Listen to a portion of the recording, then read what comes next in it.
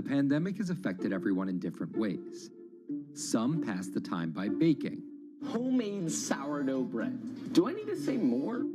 Some chose to binge watch Netflix. It's your game. Or maybe you started a garden oasis in your backyard. Next, I'm going to put my lettuces in.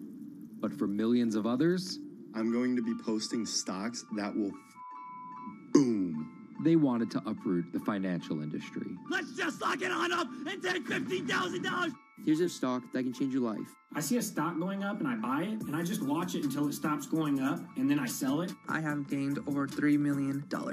I want some free money. I don't think you can overstate the online communities or social media's influence on financial markets. A large group of inexperienced investors who discuss their plans on social media platform Reddit have shaken up the stock market in a big way. The stock that everybody's talking about right now is GameStop. Video game retailer GameStop is set to continue their head-spinning ascent today. The revolutionaries on Reddit are spanking Wall Street's ass. The more these stocks go up, the more the big guys are getting creamed and losing billions of dollars. This isn't a wealthy person's game anymore. Anyone can play it. I took up a little bit of a new hobby, and I am interested in day trading. As an investor nowadays, you don't have to look a specific way. You don't have to wear specific clothes. You don't have to be doing it from a trading floor on Wall Street in like a high-rise building in downtown Manhattan. The narrative of what's driving the markets is no longer being held in secret offices in New York and Boston of privileged people talking to other privileged people. It's right out in the open. It's on Twitter, it's on Reddit. From brokerage apps to Discord channels and subreddits to TikTok finfluencers, one of the last holdouts in the world of disruption, finance is next in line.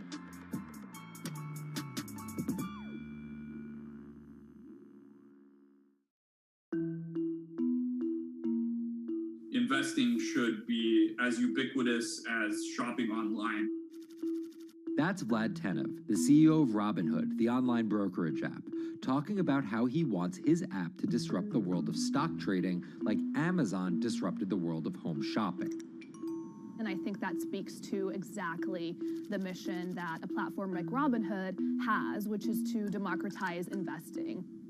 Robinhood was started in 2013 by Vlad Tenev and Baiju Bhatt in, where else, Silicon Valley, as an alternative to the big brokerages, but with one big difference. As they were building the social network around finances for people, they realized that there was a gap in the market and that free trading could become something that they could bring to the markets, they could disrupt the industry. While no-fee trading is industry standard today, it was unheard of when it was first introduced. The online brokerage industry was really innovative when they came on the scene 10, 15 years ago, but they kind of stopped innovating where you haven't seen those commissions come down beyond $5 or $6 or $7. Robinhood think that by offering zero commission that they're going to push people onto this platform. And on top of no-fee trading, the customers Robinhood was courting have been long overlooked in the world of finance. So the typical customer of a Charles Schwab, for example, is putting a lot more money in that brokerage account than the typical customer at Robinhood. Even today, with all of its popularity, the median account size is about $240. There's Fidelities in the Schwabs and the E-Trades of the world. They look down their nose at those kind of accounts. I don't want a $1,000 account. They're just a headache. I want a $100,000 account. And this is key here, right? Because the thing about Robinhood that's different than every other single brokerage platform is how easy it is to use. The design of the Robinhood app really has in mind a user who might be coming at this absolutely cold. The fonts are very well sized, the shapes, the colors, all of that is something that the founders of Robinhood paid really close attention to. And by creating an interface that catered to a newer investor, they were able to gather a pretty healthy group of customers. And by 2019, they had about 10 million customers. Those 10 million customers were a huge success story for Robinhood, but no one could have predicted its explosion after the arrival of COVID-19. Remain indoors to the greatest extent, and 100% of the non-essential workforce must stay home. What we saw when the pandemic hit was the growth of Robinhood users absolutely turbocharged. And oddly, you saw this surge in interest in stock trading. Then they saw the absolute surge in 2020 in customer growth. And now, by many accounts, they have more than 20 million customers, which is pretty extraordinary. So the next step for them is to figure out how to monetize those users and how, even with their small account sizes, to get them to grow with the company and, as it releases more products, come along with them.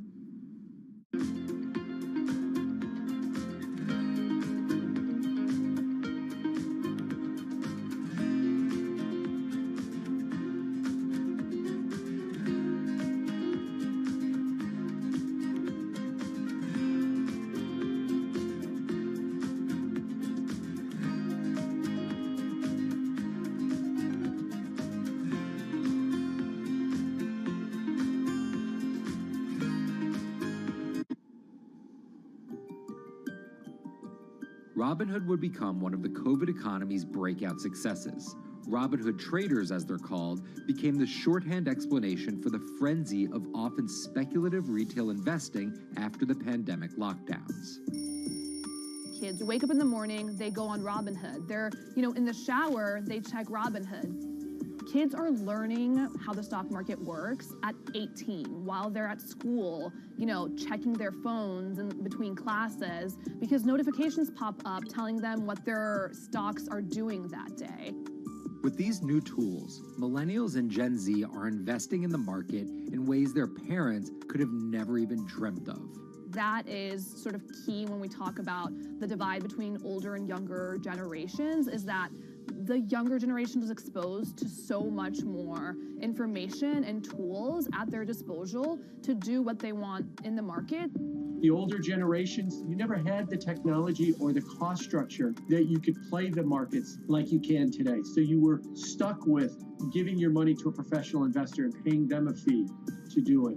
When I speak to young kids, they tell me, I'm making mistakes, I'm losing money. I'm not a perfect investor, but I'm 18, and by the time I'm 30, which will be, 10 years from now, I'm gonna have interacted with the markets for a decade. And so it's a learning experience more so than anything else. And you can look at it and you can say, wow, that's risk-taking, that's dumb, but if you could possibly shave 10, 20 years off your working life versus adding 5 years, I don't think you can fault people for that. But Robinhood is only part of the puzzle. Sure, you can trade on it, but without research, information, and data, you're just blindly throwing darts at different stocks and hoping to strike it rich. Wall Street forever has always run on what we now call narratives or memes. People telling rumors to each other have been around for 100 years. On Wall Street, information is its own currency. Historically, either you had it or you didn't, and the people who had it had a huge advantage. In the past, those narratives and memes didn't have a network effect. It would be one person telling another person over the phone. In fact, when I broke into this business in the 80s, a lot of people used to complain that they weren't on the call list to get those ideas. Social media changed all of that. Fast forward to 2021, that's being done on the internet now. And that's being done on Discord and Twitter and StockTwits and Reddit. And the impact is very similar, but orders and orders of magnitude larger. As social media has played a bigger part in our lives, it's also played a bigger and kind of more important role in how people find investing ideas online and on these platforms. How do those ideas spread? On TikTok. Yes, that TikTok. Soon may the weatherman come to bring us sugar and tea and rum. People aren't just going to it for sea shanty videos. The personal finance hashtag on TikTok has garnered 3.5 billion views from its 1 billion monthly active users. By comparison, videos found under the cooking and health tips hashtag have 2.6 and 2.1 billion views respectively. The trajectory of Robinhood and TikTok were literally on par. What happened in the stock market this week? So the word of the week is expectations. Absolutely essential that you guys understand the risks of shorting. And Kayla Kilbride and Kyla Scanlon are two of those financial influencer TikTokers, also known as finfluencers. I think people still care about fashion, they care about culture, but it's also like there's this big behemoth thing called the stock market that we really don't know a whole lot about, and it's gatekept behind the industry. And so people like want to unpack that. And so my audience is, a lot of them are younger investors who are looking to hone their skills. Tech and write-up. Kyla and Kayla are two of the more, let's say, professional TikTok influencers. The Tesla ARK Bitcoin Biotech Risk Cluster. I've been trading since high school, and it was a really interesting way for me to fill out my decision-making frameworks and to think about thinking. And I think that the more that we can have people thinking about finance, the better that we're going to progress as a society. I think it's a huge gap in our educational system. If you're going to buy an option for a stock you think is going to go up, it's a call.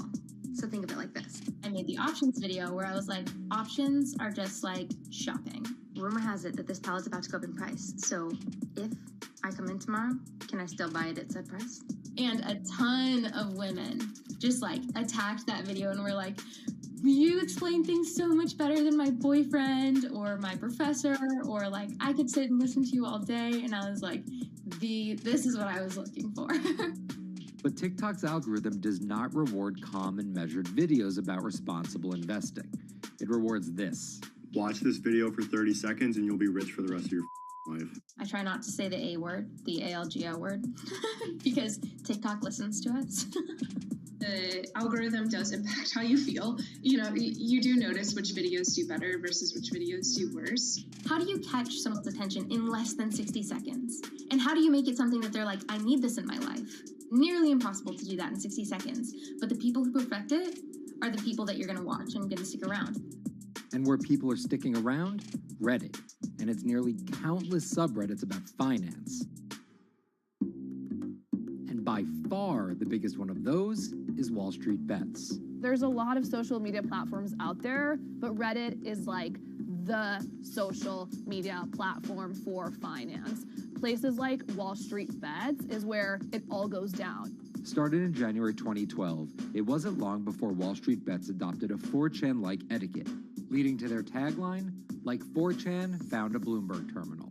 We had all these unexplained stock moves, and we would be grasping for why stock XYZ jumped 20% in a day. And you would look at Wall Street Bets, and you would see people there talking about buying options in that stock, and it sort of, squared the circle, so to speak, and started making sense. And it was at that point that it was like, wow, we have to start paying attention to this.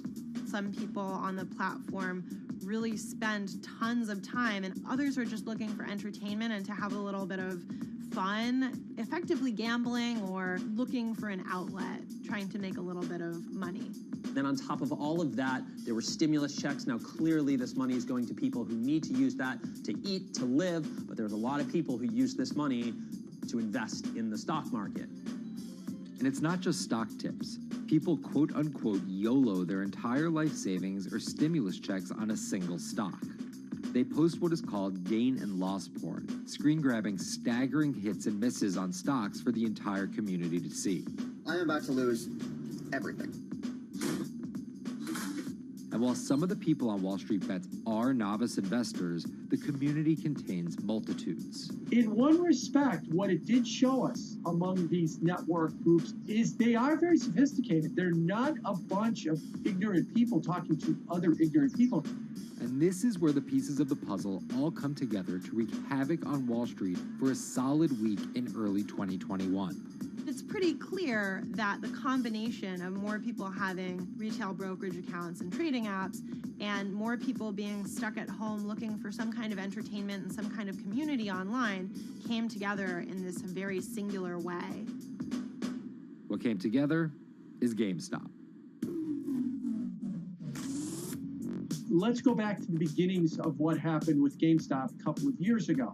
On the boards like Reddit and StockTwist, a lot of people were talking about GameStop as being attractive value. Some of them are even, Wall Street alums who left the industry and now still have access to tools that they can use to improve their financial well-being and make very good decisions. And I think Roaring Kitty is a perfect example of that. GameStop is one of the most compelling asymmetric opportunities in the market today. Really, I don't understand how you could disagree with that.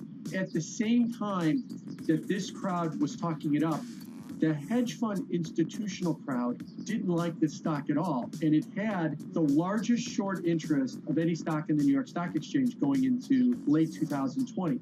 Short selling is a bet that a stock price will fall, and it's a fairly simple concept. An investor borrows a stock and then sells it. The investor is betting on buying the stock back later for a lower price, before returning it to the original owner, pocketing the price difference. What a short seller would tell you is that they almost act as a policeman in financial markets, or they're at least looking for companies that aren't what they say they are. And that can range anywhere from an outright fraud that some short sellers try to expose to just a company that's not worth as much as investors think it is.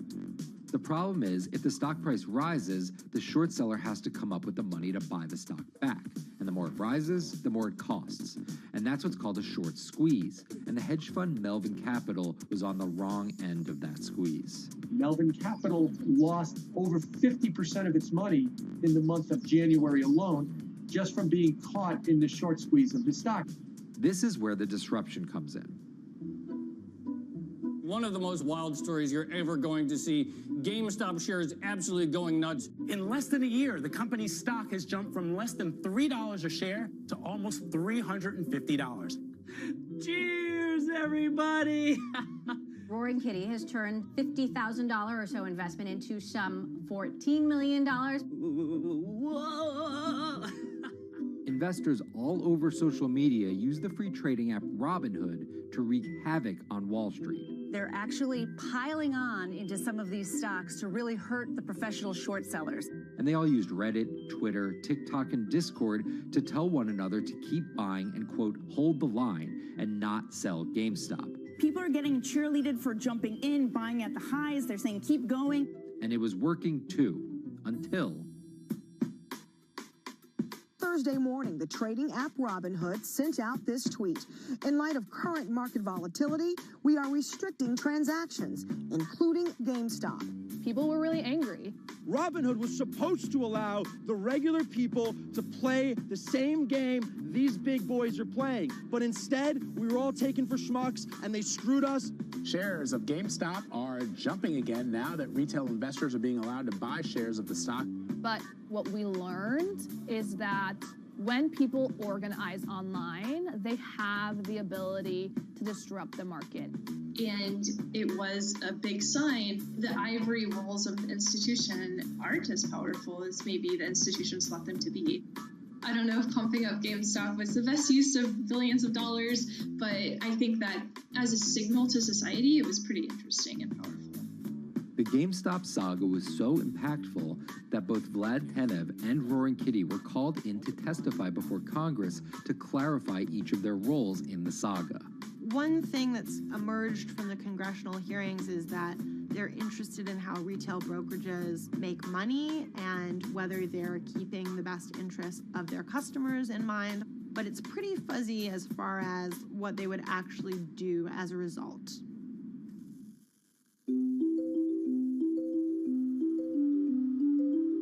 While the frenzy around GameStop eventually subsided, it didn't take long for retail investors to find other areas to invest their money. Take a look at Bitcoin going bananas over the weekend. Bitcoin forms a brand new all-time high.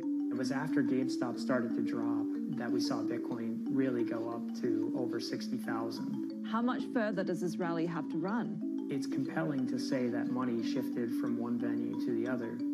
While correlation doesn't equal causation, there's a chart out there showing an inverse correlation on meme stocks going down and cryptocurrencies going up. There's definitely an aspect where people are making money on stocks and then moving, they're agnostic, they're not hedge funds. They can invest wherever the hell they want. it's a classic sort of momentum trade. They're going to wherever the winners are, and they're willing to jump on and, ride it. So whether it's meme stocks like GameStop, meme coins like Dogecoin, or entirely new ways to invest in art like NFTs, the new kind of retail investor is making its presence known. Over the next 10, maybe 15 years, you're going to continue to see, whether by choice or by force, that baton go from older generations to younger generations.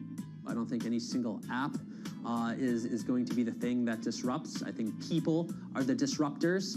How people get ideas about what to invest in has become increasingly entwined with social media. And as social media companies govern more and more of our lives, the fact that now they're tied in more intimately to people's wallets is something that we might want to understand better.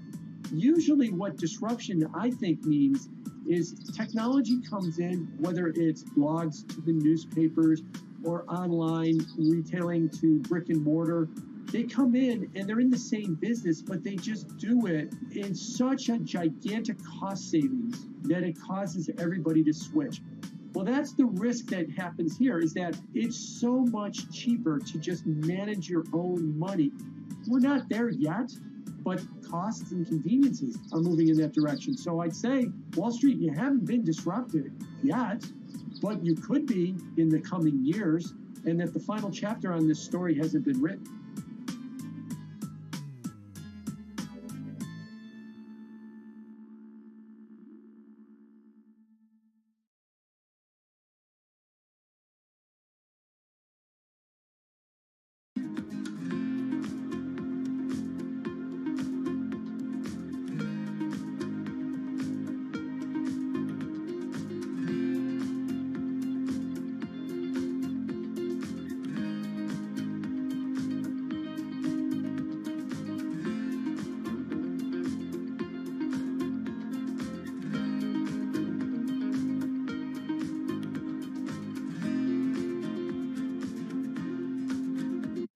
Meet Bloomberg's own David Nicholson. Now, his happy place is out in the field, on the open road. But like the rest of the world lately, he's been working from home a lot more than he's used to. COVID-19 has prompted a massive urban exodus as professionals of every ilk yearn for more space to live and work. As a result, rural areas have exploded, and they're poised to experience a resurgence as more and more families pack up and leave the big city to try out life in the burbs. But there's one problem with that. Not all internet speeds are created equal. Anyone who might need to upload or download large files for a living may not want to pack up and move to that cabin in the woods just yet. Now, David's house isn't a cabin, but it is in the woods, and inexplicably, his internet is workable. My internet is okay. I pay a lot for it. It's around $140 a month. The download speed's great, and the upload speed is terrible, which is really bad for my work because I have to upload these massive files. But I'm definitely one of the more lucky ones in this community. Just a few miles down the road, my buddy has awful internet. It's usually under 2 down and under 0.2 up, so it's often unusable. Some days it's around 1, and other times it'll drop down to about 0.2, 0.3. I just want to be able to have internet at my house without having to go outside the normal ways of acquiring internet. It's really frustrating. We're literally miles, a few miles away from downtown, and it just cuts off. This is a problem, and the solutions are not there yet, because getting high-speed internet in rural areas en masse is something our providers may simply not be ready for.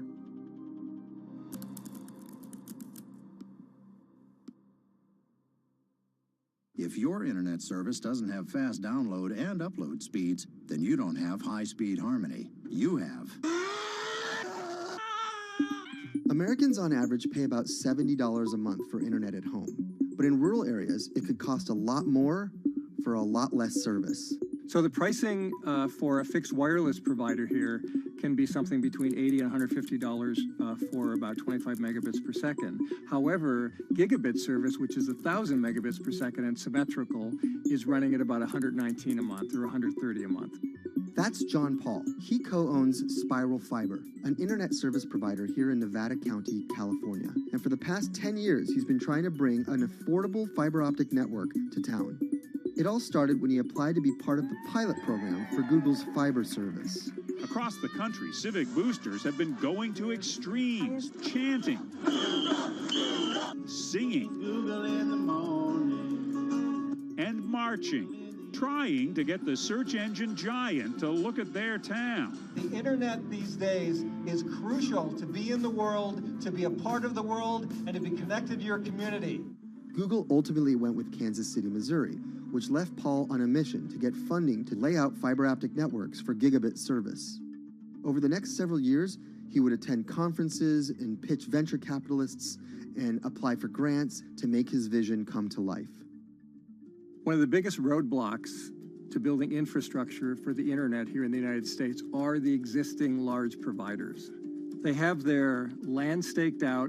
They would prefer that nobody come in and compete against them. In 2013, we applied for a grant. We went down and met with the commissioners at the California Public Utilities Commission. It was an arduous process to get funded, but we finally did against all odds. We got a $16 million grant, and then we went out to seek venture capital. Then, in March of 2020, the pandemic hit the world. Everybody got locked down, and everybody came home, and everybody started using the internet. And I remember seeing on one of the local fixed wireless providers' websites, they've said, hey, we know you're all staying home, but please don't use too much video, and please don't use too much bandwidth. And I thought, that doesn't work. The U.S. connectivity gap is far greater compared to countries that are considered its peers economically. Some developing nations actually have better internet than rural America, like in Kenya, which has a state-of-the-art fiber optic network fed in from their coastline. The American connectivity gap does largely affect rural areas that are either outside of service coverage or simply prohibitively expensive. This is Rebecca. She and her family moved to Nevada County just a couple miles down the road from David. They took for granted that high-speed internet would just exist in the area, and it's not something they even bothered to check on before buying their house. Turns out, all they got was dial-up. We wanted to move where we had a little more space, room for the kids to run around, just be out in the mountains a little bit more. Having come from a bigger city area where Wi-Fi is pretty readily available, we hadn't really considered that in our purchasing of the house, whether that would be an option or not. When school started, and now that we are remote learning with our children and we're doing everything from home, we didn't have the option to do that at our house. So every day when school would start, we'd have to pack the kids up and we'd go to my in-laws' home. They have a little cabin up in this area that does have Wi-Fi already. Rebecca's situation is the norm in rural America. According to data from the Federal Communications Commission, just 4% of urban Americans lack access to broadband internet. That's compared to almost 40% of people who live in rural areas. While that was the case, there were also racial and socioeconomic divides in terms of who had that access. In addition to that geographic difference, low-income African American students, Latino students, and first-generation college students were more likely than others to have only one device at home that's shared among multiple siblings and or lack access to that actual connection. For most American towns, there's also a lack of competition, forcing internet prices up. And large providers like AT&T and Comcast aren't incentivized to expand service to these rural communities. This is how Xfinity makes life simple, easy, awesome. So in our area, we have a small imprint of Comcast, but they're not going to go out to the more rural areas. It's just not cost effective for them to do it as a large company. In order to lay fiber cable, you're actually physically digging trenches into the ground. And for internet service providers, they're primarily focused on maximizing their profits. And so the fewer customers you have, in any square mile and the more fiber you have to lay, that's just kind of harder to pencil out from a purely economic standpoint. AT&T released a statement on the matter, expressing the need and desire for government assistance to fund fiber optic expansion to areas deemed unprofitable. Comcast released a similar statement encouraging more public-private collaboration on this effort. Federal agencies do offer grants to help communities build broadband networks, but many have argued that there's not enough flexibility on how to use these funds. The COVID-19 relief package passed by Congress in March and signed by President Donald Trump awarded $43.3 million to 51 projects on the East Coast alone. But it also stipulated that these projects needed to be up and running by December 30th.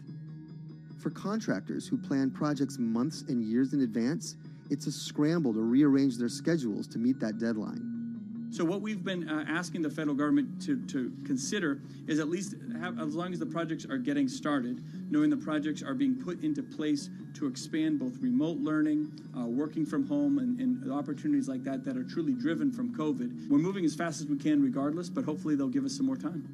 Talking to John Paul, it's clear that he believes broadband is something that can transform a community and should be considered a public good. One of the first communities to come on in the United States with full-on gigabit service was Chattanooga, Tennessee. Now, they're a bigger city, but they're a city that was economically in a downturn. In the last 15 years, the city of Chattanooga has turned around in an amazing way.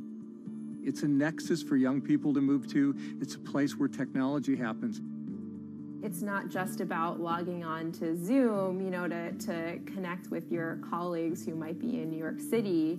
It's also your ability as a small business, operating in the town of Nevada City or wherever it may be to, quickly upload your payroll documents or something onto the cloud, or to quickly, swipe a customer's credit card.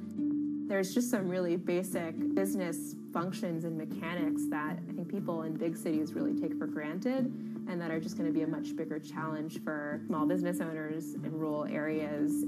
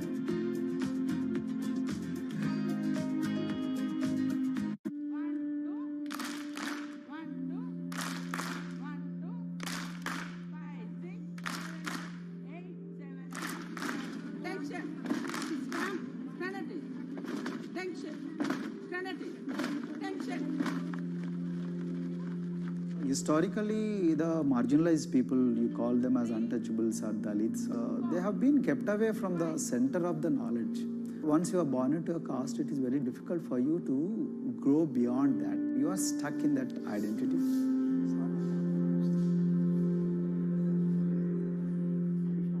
Education is the best way of liberating them. So that's how I chose to work in education sector. The kind of education that we are giving to the marginalized people is going to change not just the fate of these communities in Telangana, but it is going to be the source of inspiration, source of hope for all the marginalized in this country.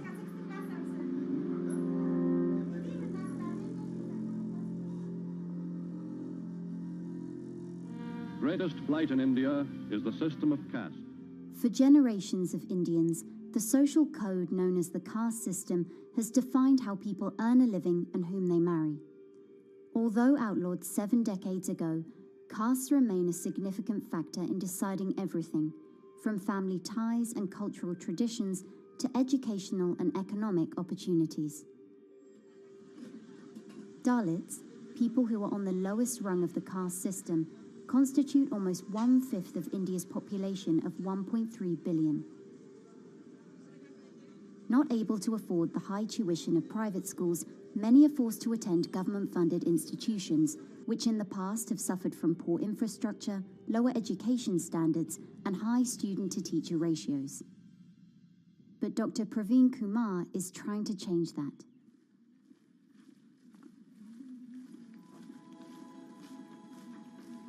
I'm currently working as head of Telangana Social Welfare Residential Schools. So totally above 400 schools I manage. These are all residential schools for the students who are historically marginalized but talented and then poor. Of them, 60% are girls and then 40% are boys, because girls are more marginalized among the marginalized. Their voices are always suppressed. My approach to improve the conditions in the schools has been put your eyes and ears on the ground always. Talk to the parents, talk to the teachers, talk to the students, stay in the schools and then understand their problems, their challenges, both in classrooms and then the corridors and the dorms. Then go to the dining halls and see what kind of food they are eating, and then go to their homes and then what kind of food they are getting and what kind of challenges the parents have. Very good. 9th class.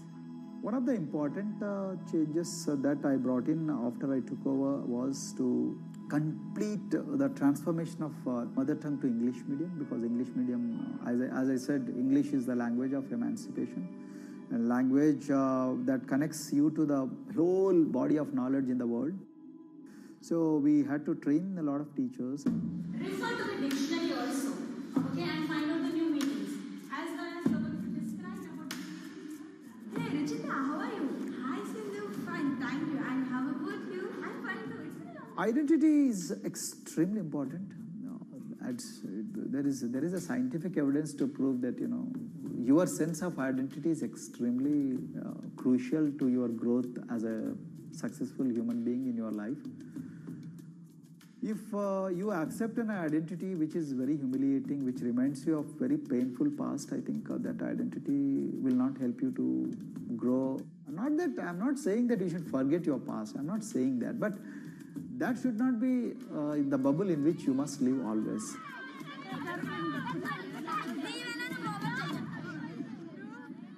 Sweros is an alternative identity. S stands for state, W stands for welfare, Aero, SW and then Aero is Swero. So the idea is your dreams have to be skybound.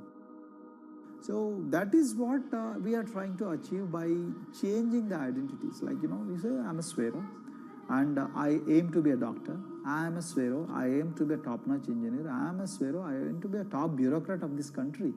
I'm a Swero, I want to be a very good actor or, a musician in this world. So these are the positive images that are associated with the identity.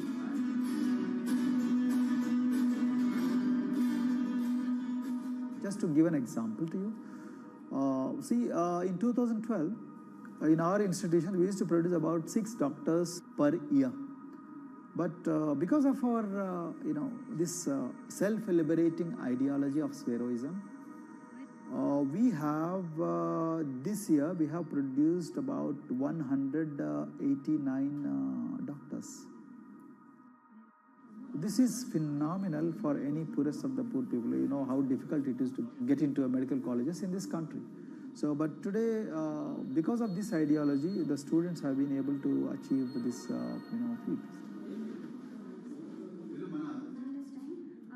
Pujita has been a farm laborer, and her parents themselves are agricultural laborers. And then this girl used to sell vegetables, but thanks to the residential education institutions, she came to the Gaulidoddi campus, and then she toiled very hard for 1 year, despite many problems. And today, I'm so happy to share with you that she has joined one of the prestigious medical colleges in the state of Telangana, Usmania Medical College, and then in future, she hopes to be a gynecologist. So this is the journey our children are hoping for. Similarly, the Mount Everest expedition. Mount Everest expedition, we are very fortunate enough to place the youngest ever female in the history of this world on the peak of Mount Everest.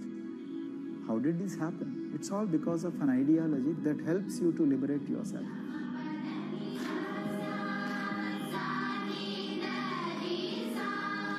We are a lot of extracurricular activities and most of them got institutionalized now. So for example, music.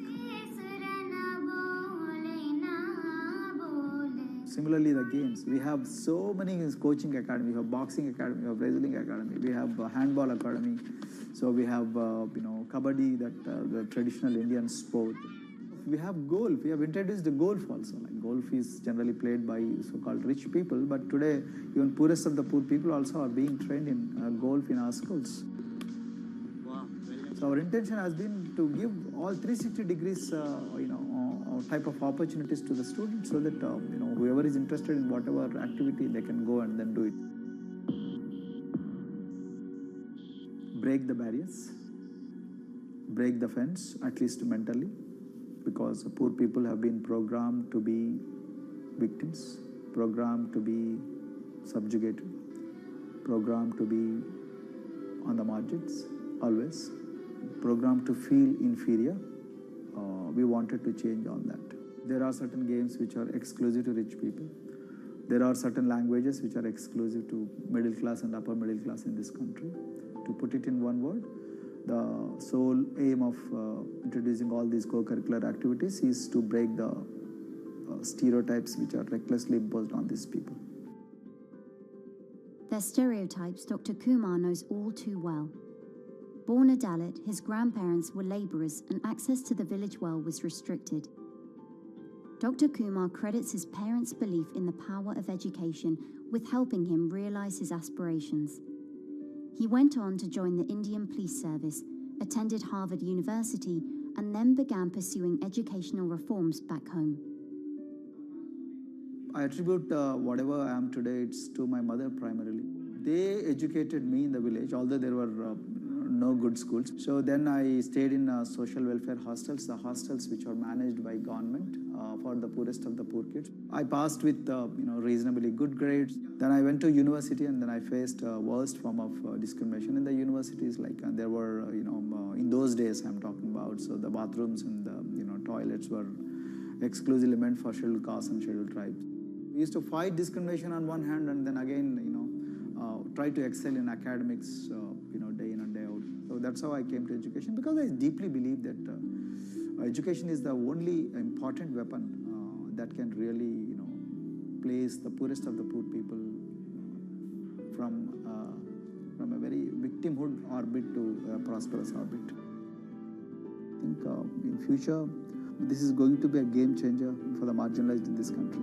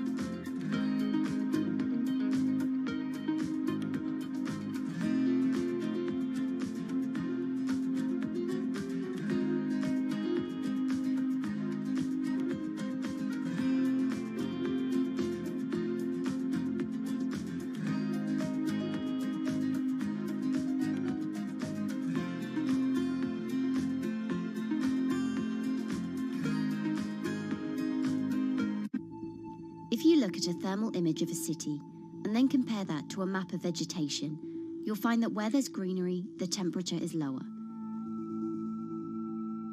That's because things like asphalt, concrete, and shingled roofs absorb more heat from the sun than trees. This is the urban heat island effect, and it accounts for higher temperatures in cities, often by several degrees compared with their surroundings.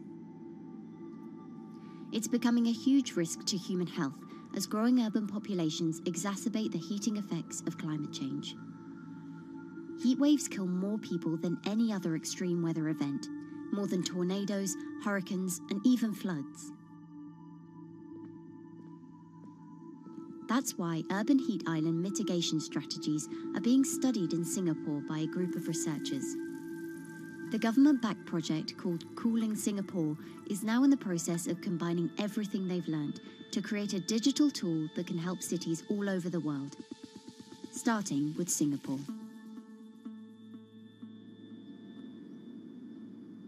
In Singapore, close to the equator, temperatures regularly rise above 32 degrees Celsius or 90 degrees Fahrenheit. And the city structures only make it worse. And that is also the case for Singapore, which is basically a concrete jungle, more urbanized, more developed city. And even in Singapore, what you have is a situation whereby there's a temperature difference of 7 degrees Celsius between the more urbanized and the more rural areas. The government has taken drastic steps to keep temperatures down. This is Gardens by the Bay, an award-winning park. And inside this greenhouse is a pleasant 24 degrees. That's because the dome, along with 24 nearby towers full of thousands of people, is chilled by what's probably the world's largest underground district cooling system. It uses a large central plant that cools water and then pipes it into banks, residential towers, an exhibition centre, shopping malls, and the city's iconic Marina Bay Sands hotel and casino complex. So one of the biggest perks of using this system for the buildings is that they can save 40% in terms of electricity usage compared to your traditional air conditioners. And with Singapore relying on natural gas for most of its power, this new system means emission savings equivalent to removing 10,000 cars from the city's roads. That has big implications for the rest of the world. If things stay as they are, more than a third of the world's electricity could end up being used to cool buildings and vehicles by 2050. As the world gets hotter, gets warmer, there is a greater need for air conditioning and as well as refrigerators, for instance. And the more people are buying these household appliances, the more energy usage they use, and they release heat more, and that then exacerbates climate change. It's a vicious circle. And so since 2017, researchers at Cooling Singapore have been identifying design solutions that reduce our need for so much cool air in the first place. One thing many cities have in common, and that's the importance of vegetation.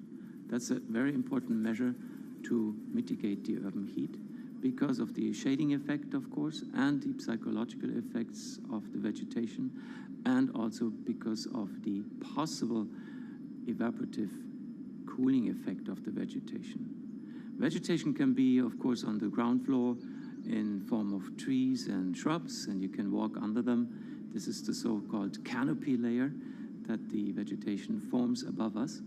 But vegetation can also go up the facades of buildings, and it can go to the roof of the buildings.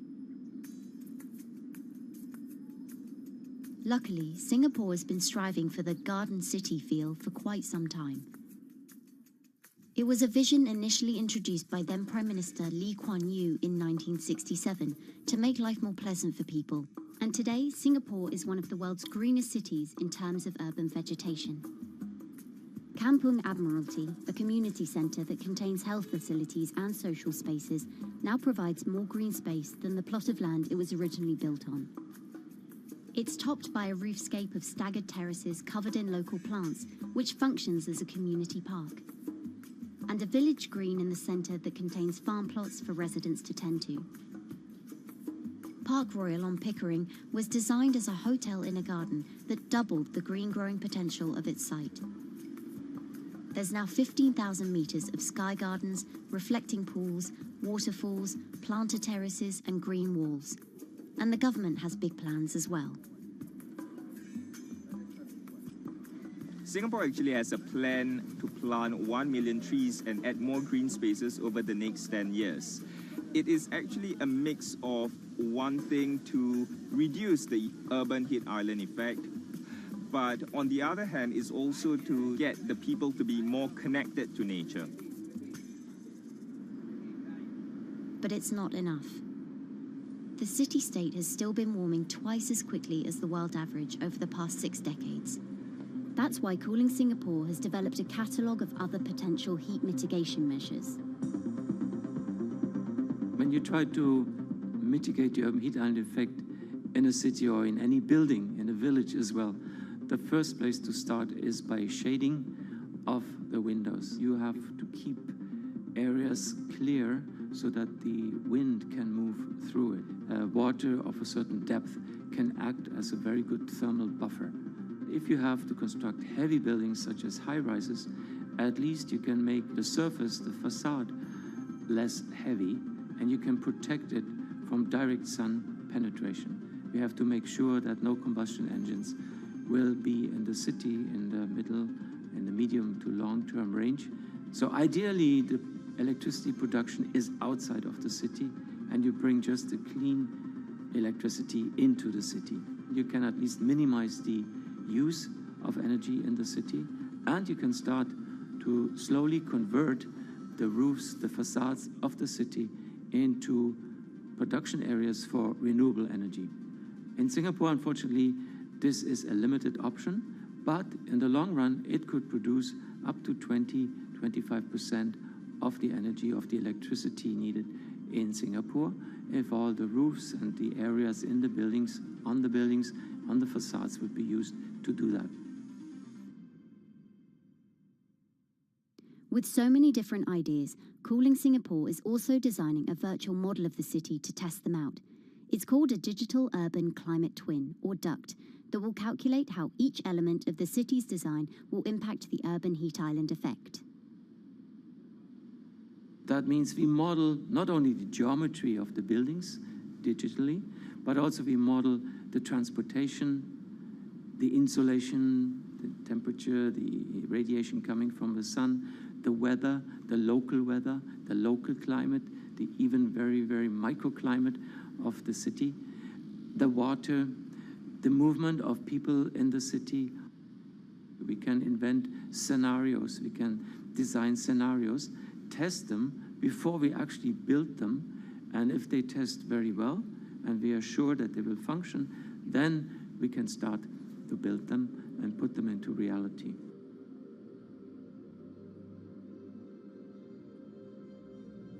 Singapore will be using this new tool to figure out which actions it should take next. And the model can be applied to any city, whether it needs to keep heat out or keep heat in, which will ultimately save energy, slow climate change, and improve our quality of life. So this is something that Singapore will be able to export, maybe even together with its city development systems that it already has. Singapore is one of the very few cities in the world that really combine this scientific approach with a very well-established urban redesign and urban design approach. Through its agencies and the combination of its agencies, it has achieved a lot in the past. If it keeps following the scientific path and the combination with the other knowledge in the city already, we think that it will be a very comfortable and very livable city in the future, even more than today.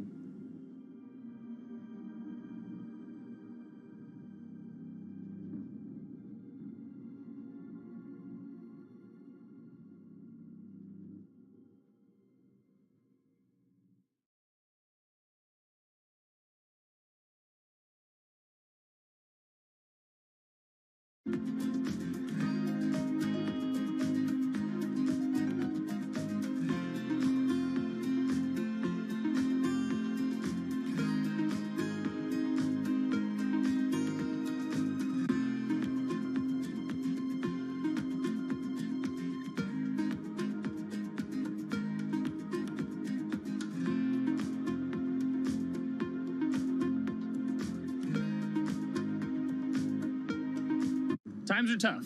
Jobs are scarce. It's risky to be outside and around others. Seems like there's very few ways to make extra money during a pandemic. So I guess I'll just hunker down and binge social media until this all blows over. Wait, don't these people make money? How do these people make money?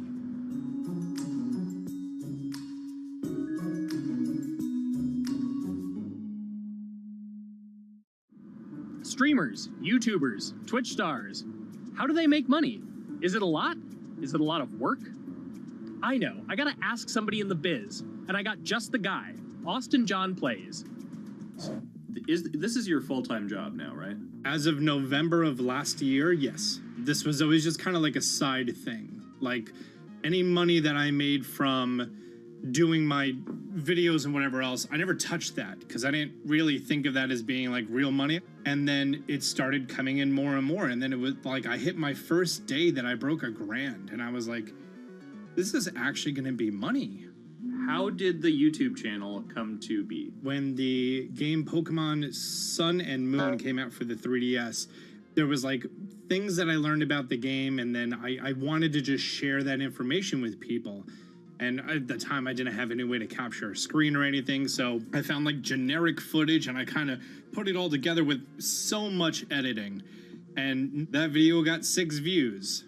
And then 2 days later, I made another one. And that one got 12 views. And then I just started pumping out more and more content, and people were like, this guy knows what he's talking about. It really just started building on top of itself, and then it was like, my channel really focuses on tips and tricks. So I play a straight 18 hours, and I'll finish the game or get to about the 40-hour mark, and then I'll make my first video. While I'm going through, I have a giant notepad and just scribbles everywhere, and I make these notes of like the things that stumped me, so I know the things that may stump other people. What do you need to think about if you're building your YouTube channel? 1, you need to do something that you're passionate about. Not that you like, not that you think you're gonna make money on, something you're passionate about. The other thing is something that other people are passionate about. It holds a special place to them.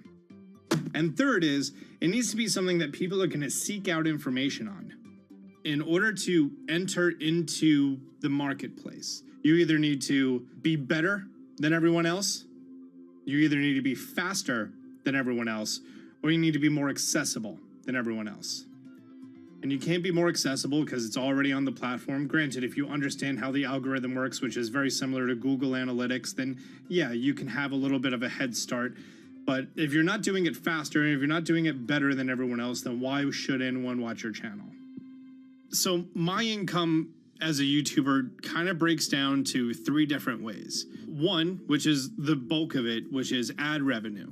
Whenever you go and you watch a video and then there's an ad and then you wait 5 seconds and you hit the bottom right corner and then you go on to the next video, or a non-skippable ad, or the video starts immediately, you get the little banner ad at the bottom, or if you scroll down from the video, the first thing that shows there is an ad. Those are the 4 different types of ads that can appear on every single YouTube video. And all of them pay a certain amount. It varies on lots of things, like the country of the person who posts it, the country of the person who watches it, the time of year, where you are in the quarter, if there's anything going on with a reduction in ad revenue. Like, great example, COVID-19, companies weren't spending as much on advertising. So because of that, CPM went down. CPM stands for click per thousand. I'm using the Roman numeral for 1,000. And that means that for every 1,000 views, you get a certain amount of money. Now, on low ads, when I first started off, my CPM was 30 cents. So every 1,000 views, I made 30 cents.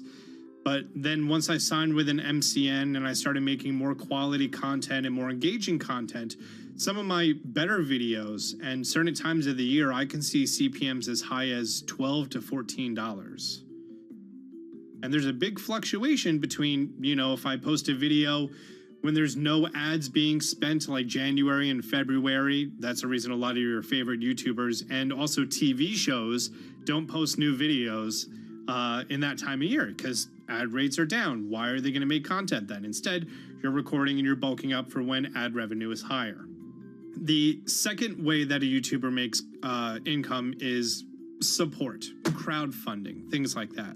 When I first started off, Patreon was really the only option, but then they started rolling out supporters and members for YouTube channels. So whenever I have a live stream, you can click a button and then you can become a member, and then you get special icons next to your name. I believe they're called badges. Or on any video, you can hit the join button, and that helps support the channel.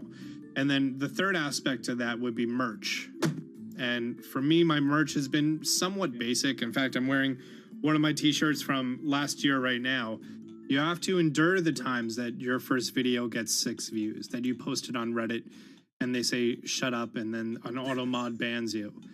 You have to go through that, because until you go through that and you discover why you're doing it, you're not doing it for other people, you're doing it for yourself. If you're not loving what you do, then it's not worth it.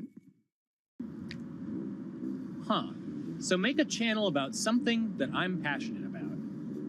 Oh, sweet. I guess I can make the channel about that.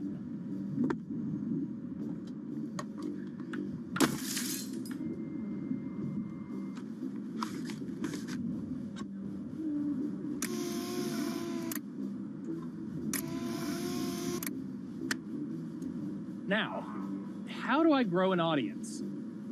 How do I get popular? It's all about diversification, right? You have to have a massive Twitter following. You have to have a massive Instagram following. You have to have a massive YouTube following.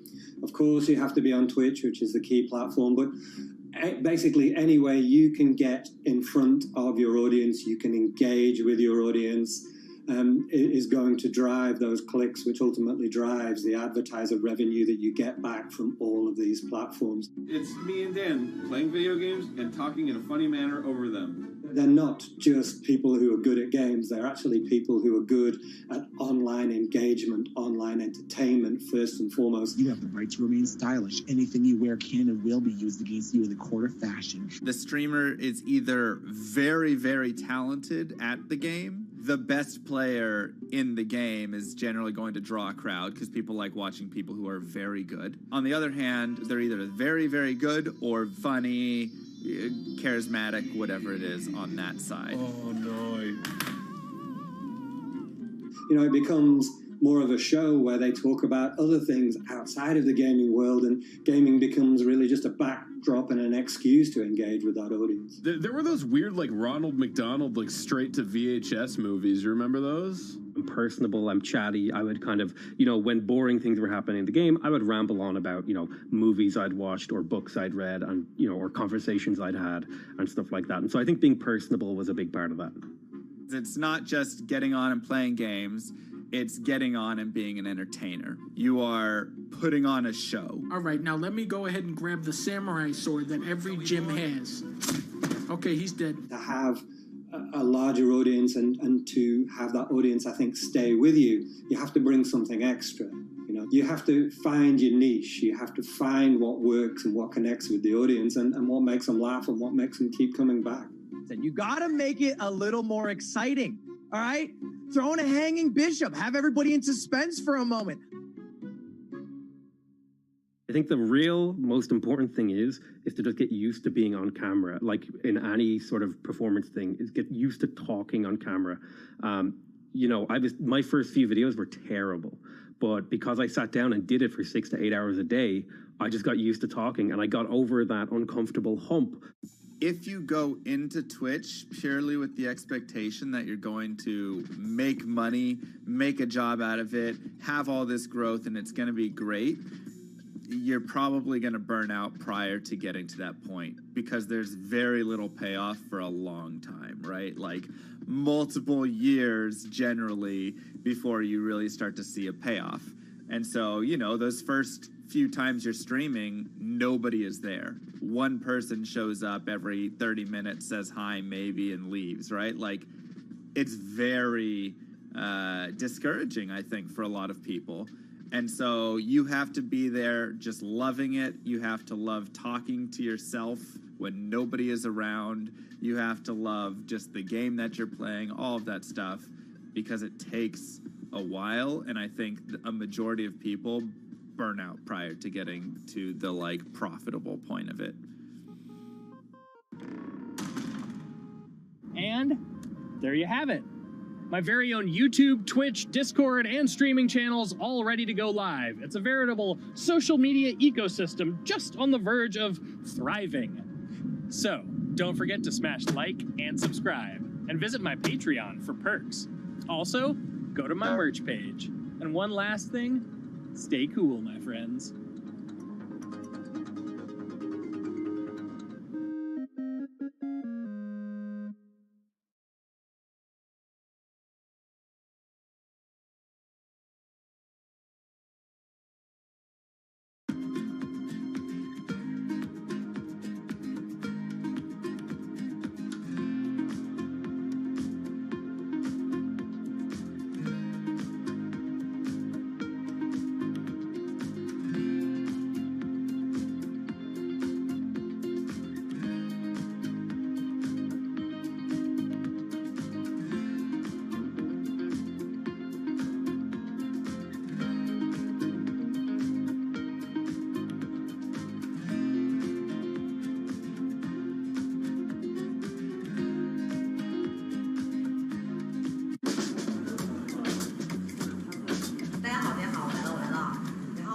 This is live stream shopping, one of the hottest trends in China.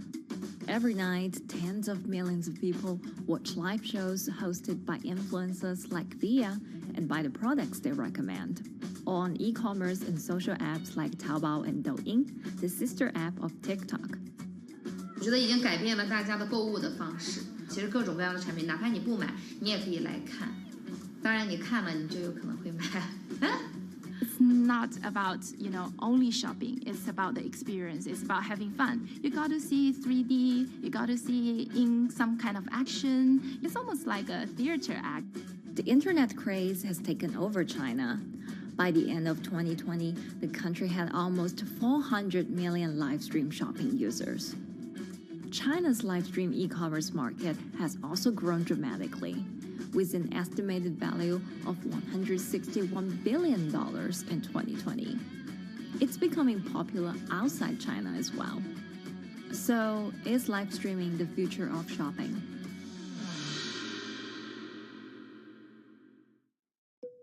Live streaming is not a new thing. In China, it started in 2015 with the rollout of 4G. And it was first used for entertainment and socializing. Many live streamers performed for their followers or chatted to them, making money by receiving virtual currency and gifts. In the West, live streaming is mainly the domain of avid gamers. In China, it's broken into e-commerce. China actually has a very big e-commerce empire, so it uses these super apps, what we call that you have payment, you have search of information, you have recommendation system, and you have huge amount of goods available on the platform, and as well as a lot of consumers. So with this advantage, they merge these features of live streaming to make the influencers actually sell goods. Here is a perfect choice: nice neutrals, beautiful print, nothing overwhelming, and the warmth and comfort of flannel. This is item. Traditional TV shopping involves a one-way direction, whereby a host introduces a product, demonstrates certain things, and say, call this number or something. But live stream shopping is live. That in itself is a very, very big difference. It causes different psychology. And live stream shopping is a very entertaining way of actually engaging someone else. When you shop, actually, this live streaming video will continue. It will minimize into a corner, and you can buy the items and pay all on the same app. And after that, the live streaming screen will just enlarge by itself, and the promoter will come back to screen. So it's very convenient. Taobao, one of China's biggest e-commerce platforms owned by tech giant Alibaba, added a live streaming function in early 2016. In the following years, other e-commerce and social platforms like JD and Douyin also integrated this feature. 开头的时候还是有很多的挑战的，对画面的这个流畅，然后是否能够很真实的去还原商品，它其实在这个上面是有很高的这个门槛跟技术的这个卡口在的。不管是我们的这个用户的接受度，还是商家的这个上手的这个难度都很高，但是这几年下来，基本上难点在不断被突破的。Over $70 billion worth of goods was sold via live stream on Taobao in the year through March 2021. Latest surveys show that over 60% of live stream users in China were watching shopping shows, and over 65% of them shopped at least once via live stream. In 2020, live stream shopping got a huge boost during the pandemic, when millions of people were in lockdown and many retailers were pushed online. People, during the lockdown, felt like there's a need for more social interactions. This live platform creates an interesting kind of environment that gives people the sense that I'm actually interacting with you. And then live stream shopping brings in a lot more variety of things that people could buy and satisfy, the sense of losing control, especially during the pandemic. At the heart of this craze are the top influencers who have tens of millions of followers and sell products worth millions of dollars every night. They often use their star power to get bargains from retailers, which in turn boosts their own sales and influence. So if you think about China's live streaming, you have to know the king and queen of the influencers. The queen of live streaming, Via, she is actually having the biggest viewership and the biggest sales volume for a long time on Taobao platform. She can sell everything from like Gucci sunglasses, lipsticks, homes, and cars. One time she offered her followers to go on a Tesla ride with her, and she even, for once, sold a rocket launch in her live streaming room for 40 million yuan. The king will be Li Jiaqi, more widely known as Lipstick's brother. He used to be a cosmetic sales before he turned into live streaming e-commerce, and he knows a lot about the cosmetics. So he's the one that will actually put the lipsticks on himself when he's on the show. Top live streamers like Via and Li Jiaqi have become celebrities in China and can earn millions of dollars a year. Although not everyone can be as popular, mid-ranking live streamers like Tiffany still earn a good income through sales commissions. 如果说单从收入方面来讲的话，那主播的收入是比普通的工作要高很多。但是呢，主播这个工作时刻对身体，包括对精神都有很大的一个考验的。就是每天需要集中精力，然后长达5-6个小时，这种状态是很累的。而且这5-6个小时的话，你是脑子是不停的，然后嘴巴是不停的，然后手也是不停的，眼睛也是不停的。像我们做主播，不是说单一的只做直播一件事情，然后还会有选品的一些工作，然后还会有一些其他的事情排在里面，其实是没有个人生活的。那我觉得增强粉丝影响力的话，不是说某一件事情。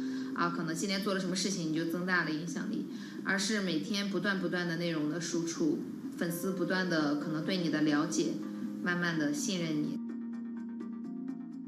里面有芝麻酱的味道，如果吃不习惯的话就慎买。A lot of successful live streamers are generally very good at communication. They're very good at articulating very simply what a product does, what a product doesn't do.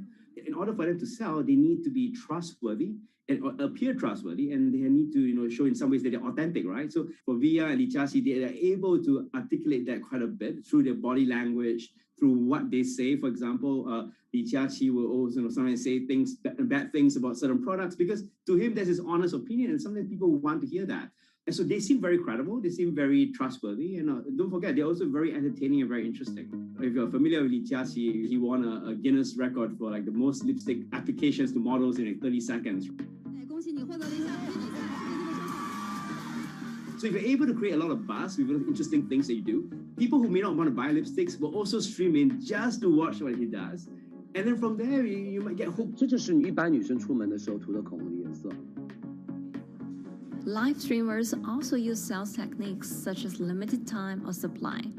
This sense of scarcity can often encourage viewers to buy. The platform in itself creates and enhances some of these things because you see it live. Something we call social proof has taken over, meaning that, hey, other people are interested, other people are joining in, other people want the same product.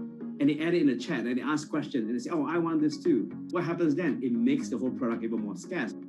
But it's not just influencers. Local farmers, luxury brands, even mutual funds have also started their own live stream shows. Working with very top-tier live streamers can be risky. It's not necessary that the benefits will end up with the brand. So we see company executives opening their own shows, and we see like P&G have their own sales room which runs shows every day as well. We also have like local governors in like small towns to sell their agricultural products. So the live streaming is definitely transformed the way product owners can think about how to reach their consumers, and it enables a lot of players to actually sell. Live stream shopping is going global. Merchants in Southeast Asia have embraced this trend.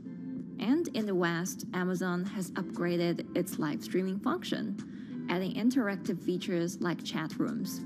Companies, including Google and Facebook, are also developing and investing in technologies to integrate video and e-commerce. 直播电商它其实已经开始成为主流，它未来的发展空间跟潜力都是巨大的。接下来大家会越来越依赖这种购物方式，会变成一个比较日常化、比较规范化的这么一个趋势。If you look at the numbers alone, their numbers alone, Li Jiaqi's numbers or Via's numbers, you know that they can sell and you know that they can generate revenue. Are they able to sustain it over a long period of time? It depends on how innovative they are at changing some of the things that they do.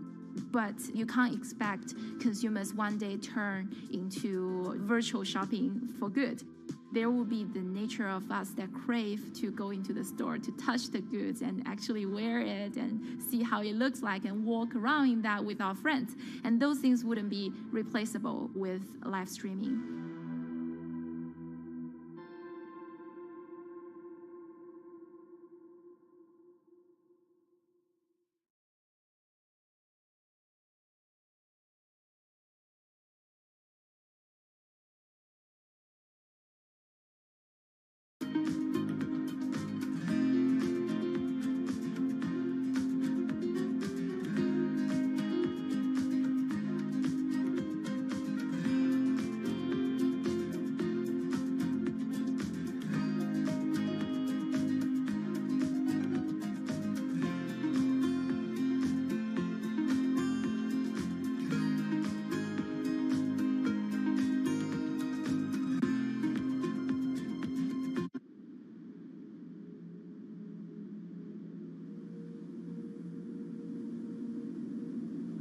You could imagine that the oceans are actually the largest battery. We're storing huge amounts of energy in the oceans. The wave motion can be very deep. It can extend down several hundred meters. And once it gets to the near shore, from about 50 meters, the whole water column is moving backwards and forwards. As we search for ways to reduce our reliance on fossil fuels, some are looking to a largely untapped potential source of renewable energy. In theory, waves off the coast of the United States alone could generate over 2 trillion kilowatt hours of electricity a year, enough to power more than half of the country. Waves intensify and subside not as quickly as the wind, and that means that it can produce a smoother power generation curve. One of the potential advantages of wave energy is that it could act as a complementary source of power compared to other renewables on the grid if it were to be scaled up to commercial scale.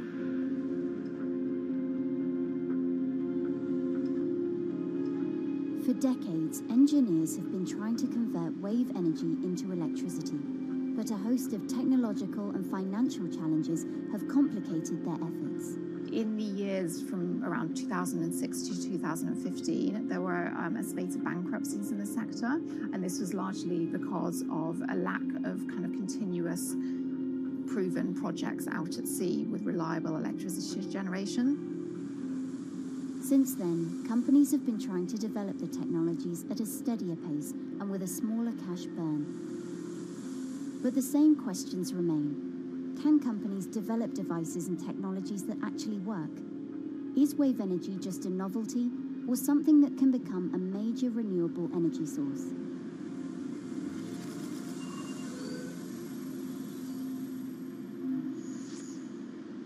The sea is a very challenging environment within which to operate a power project.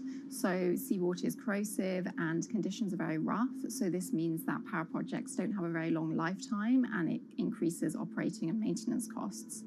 Partly because of that, many early wave energy projects hit rough waters, such as the Palamas Wave Energy Converter in Portugal and the Isla Limpet project in Scotland. But that hasn't stopped others from trying.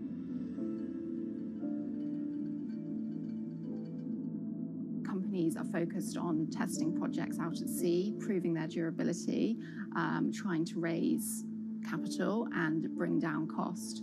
The sector hasn't really converged around one single technology design, and companies are kind of undecided about which design works best.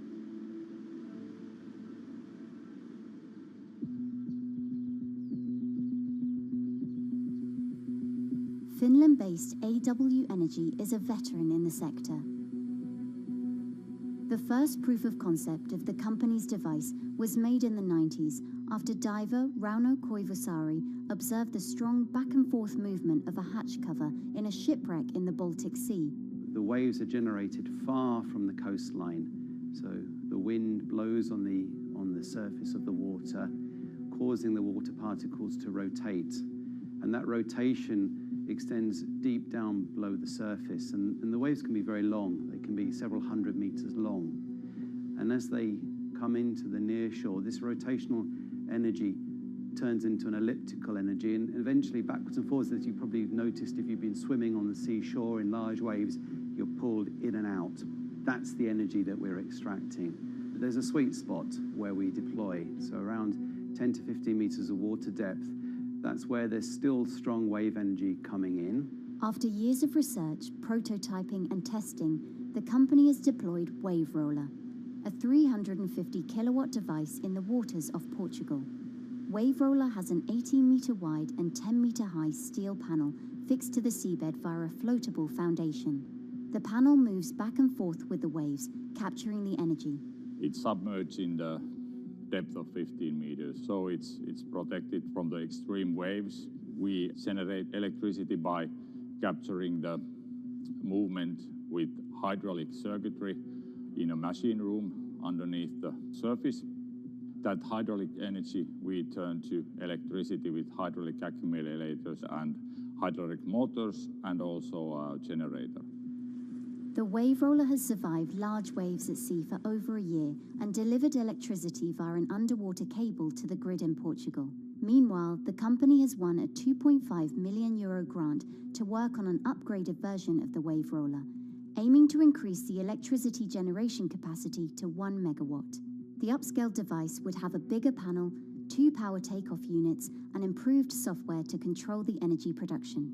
We have taken into use a wave prediction algorithm that kind of tells us what kind of waves are coming into our device.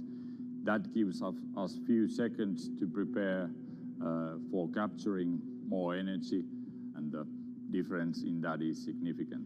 Our future plans are to deliver technology around the world. So I'm hoping we can be working on delivering technology to projects in Asia and also in the American continent as well.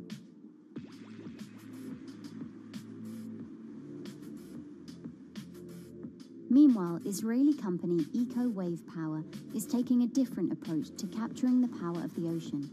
For the company's founder, Inna Braverman, developing new sources of renewable energy is a personal mission. I was born in Ukraine in 1986, and 2 weeks after I was born, the Chernobyl nuclear reactor exploded, causing the largest in history nuclear disaster. I was one of the babies that got hurt from the negative effects of such explosion. I had a respiratory arrest and a clinical death. Luckily, my mother, a nurse, approached my crib on time and gave me a mouth-to-mouth resuscitation, which saved my life. I got a second chance in life and decided to do something good with it. Growing up, Inna wanted to be a politician to positively change the world. After working as a translator at a renewable energy company, she decided to change paths. Solar and wind energy were fully commercialized. There were a lot of amazing technologies implemented everywhere. I saw that wave energy, although it's an immense source of electricity, the biggest companies in the world are trying to develop wave energy with no success. And there was kind of a race going on in the world of who is the company that is going to develop a viable wave energy solution first. In 2011, the then 24-year-old Inna co-founded Eco Wave Power. Instead of installing devices offshore, the company's devices are attached to existing breakwaters, jetties, and piers. Our technology is very cost efficient, especially in comparison to the offshore technologies, because we don't need any ships, divers, underwater mooring or cables. We install on existing man-made structures, and all our expensive equipment, the generator, the hydraulic conversion unit, the automation, is located on land just like a regular power station. This is the EcoWave Power conversion unit that has been operating in Jaffa Port since 2014 until 2020. Here you can see how the technology works. Basically, the floaters are going up and down and pushing the hydro cylinders, which transmit biodegradable fluid into land-located accumulators. A pressure is being built, the higher the waves, the higher the pressure, which is used to turn the hydromotor, which is turning the generators. The whole system is controlled by a smart automation system, which you can see right here. And in case of upcoming storms, the system automatically raises the floater above the water level and keeps them in the upward position until the storm passes. The company has been operating a 100-kilowatt grid-connected device in Gibraltar since 2016, which is enough to power 100 households. Currently, Ina and her team are working on another 100-kilowatt project at the port of Jaffa in Tel Aviv. The project will be also the first time in the history of Israel that wave energy will officially connect to the electrical grid. And our goal going forward is to expand it to all suitable breakwaters in the city of Tel Aviv and to supply a significant part of the city's electricity needs. Today, engineers and entrepreneurs are still trying to crack wave energy. Globally, only a few hundred kilowatts of wave energy are deployed, compared with gigawatts of offshore wind. But the field has come a long way in recent years, and with the right engineering solutions, this new power source could eventually become competitive with more mature renewables like solar and wind. I would have a lot more confidence in the success of wave energy companies today as opposed to like 20 years ago. But in the next few years, or maybe the next couple of decades, it will be more likely to be used in remote locations like islands that are otherwise dependent on expensive diesel power, or out at sea on gas decommissioning rigs, or for powering underwater autonomous vehicles. So definitely, wave energy can compete with other renewable energy sources, but I personally believe that this is not a competition. In order to have a 100% renewable energy friendly world, we need all renewable energy sources to work together.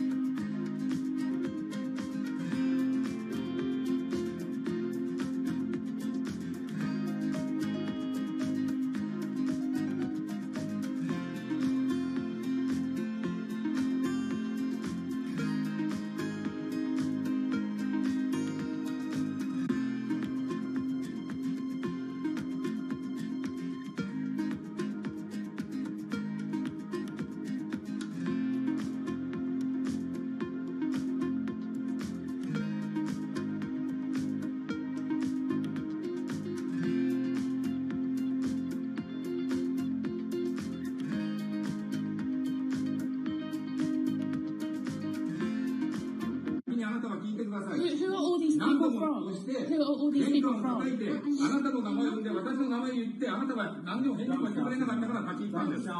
So can you please tell me? I'm not going to... please wait. You know, I've covered a lot of companies. I've covered a lot of Machiavellian companies where, you know, people play rough. I don't think I've ever seen anything on the scale of Nissan. He is making you, but you aren't from this side. I mean, it's corrupt. The system is...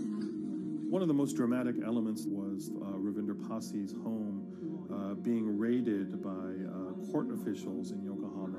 You scared my wife. You scared my children. I worked in this for 16 years. So Rav Pasi's journey into the darkest recesses of the Japanese corporate world started when he was the general counsel, the highest corporate lawyer position in the company. In the past few minutes, Nissan has revealed that its chairman has been arrested after allegations of serious misconduct. He was tasked with investigating Carlos Ghosn. And he was told, conduct an internal investigation and get to the heart of the matter. And then along the way, he started to notice serious conflicts of interest. He is one of the few people who knows an extreme amount of detail regarding the alleged crimes by Carlos Ghosn, and he's now ready to tell his own story on the record about some of the events that happened.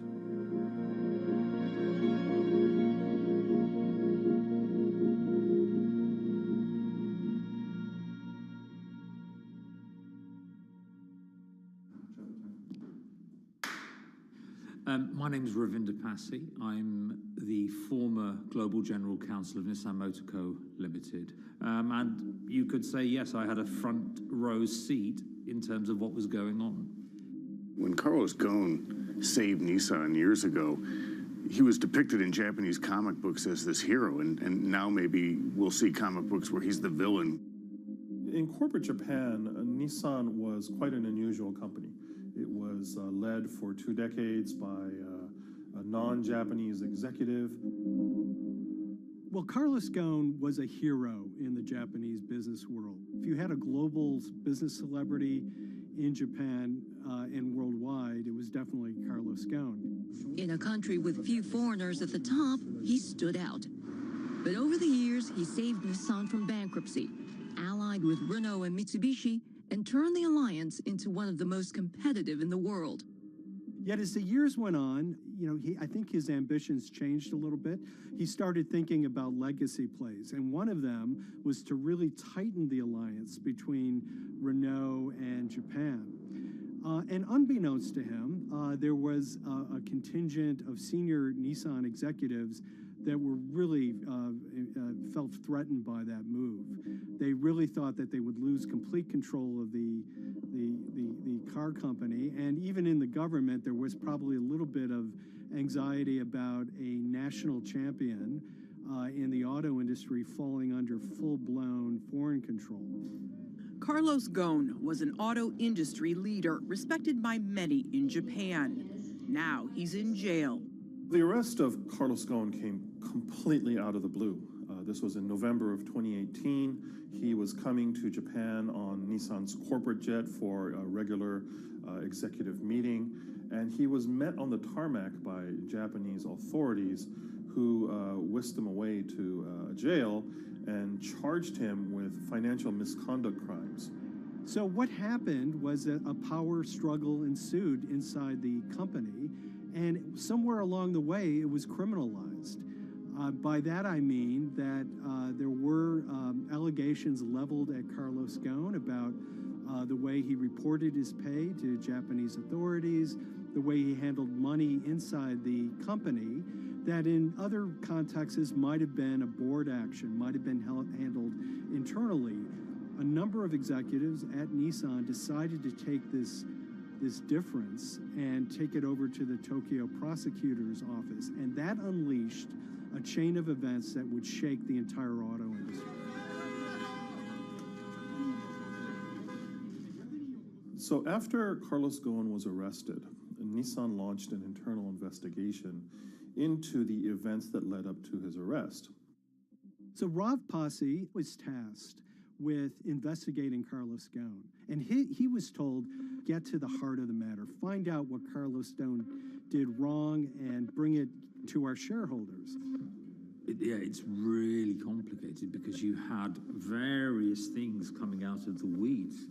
2018, the investigation has started, and we become aware of matters in terms of conflicts, actions by certain individuals that cause some concern because things might not quite be what they seem.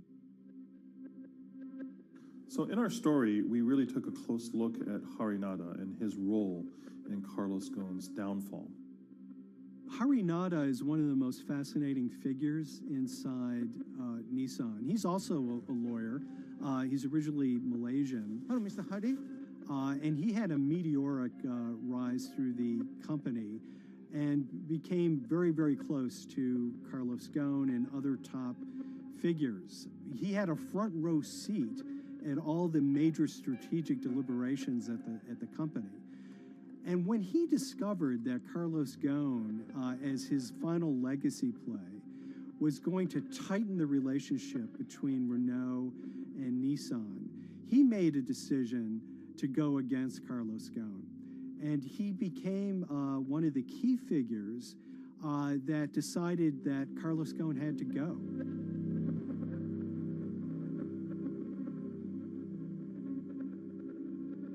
Harinada was somebody who actually recruited me into the company, so I have a long-standing relationship with him, or did have a long-standing relationship with him.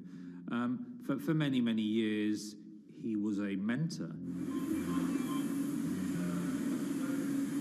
I had doubts about the credibility of the process right at the start. Harinada had a plea deal with the Tokyo prosecutors. Now, that suggests he was intrinsically involved in some of the wrongdoing, or the allegations of wrongdoing, and it just didn't smell right, just doesn't sit right. So there was a basic conflict of interest. In other words, Harinada had to deliver results to Japanese prosecutors to avoid his own criminal liability, and he's accusing and leading the investigation of Carlos Ghosn. Some of the people who had been involved in the original alleged crimes were also looking into the affairs themselves. Ravinder Pasi began pointing out some of these conflict of interest issues. And the reason for that is essentially his concern was for the company. If the company's own investigation into itself was compromised, that could lead to a very weak position in various lawsuits that it was dealing with across the world.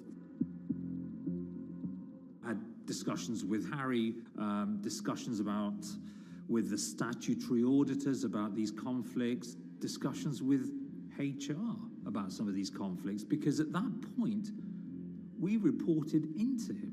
You know, at the time, everything was quite, as you can imagine, it was, we've got to do this, we've got to do that, we've got to move fast. But when you step back and look at some of these things, you just think, my God, what was going on here? Because members of my team were being placed in immediate danger. Your chairman's been arrested, a representative director's been arrested. They both happen to be foreigners. And then now what we need to do, we're being instructed to do, is certain compliance professionals need to go into properties in Brazil, for example, and retrieve evidence. They've got to do it very carefully, because if they don't do it carefully, they're going to get convicted of criminal activities. And likewise, when a team of lawyers were commissioned to go to Lebanon, I mean, one of my immediate concerns was, why are lawyers from Nissan being sent to go to Lebanon to retrieve evidence? These are just lawyers, they're corporate lawyers from Nissan. You had revelations that a number of executives had benefited from share appreciation rights when they shouldn't have. I mean, you know, substantive amounts of money being taken by these guys when they weren't entitled to take them. And you do think, yes, how is this going to look later on? It's going to look quite concerning. So that triggered, for me, the sort of assessment that, well, I'm going to have to do something, because up until this point, I haven't put down on paper these conflicts and these issues.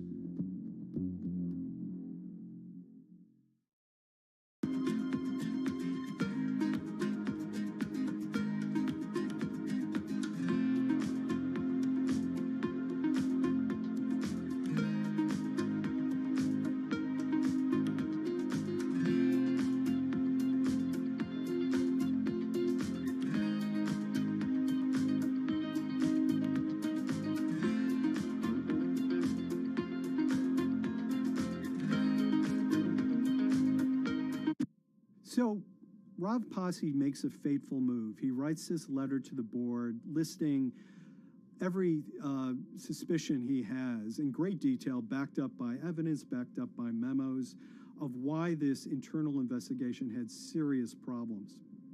He sends the letter to the board, and it's crickets. He doesn't hear much of anything. Nothing happened thereafter.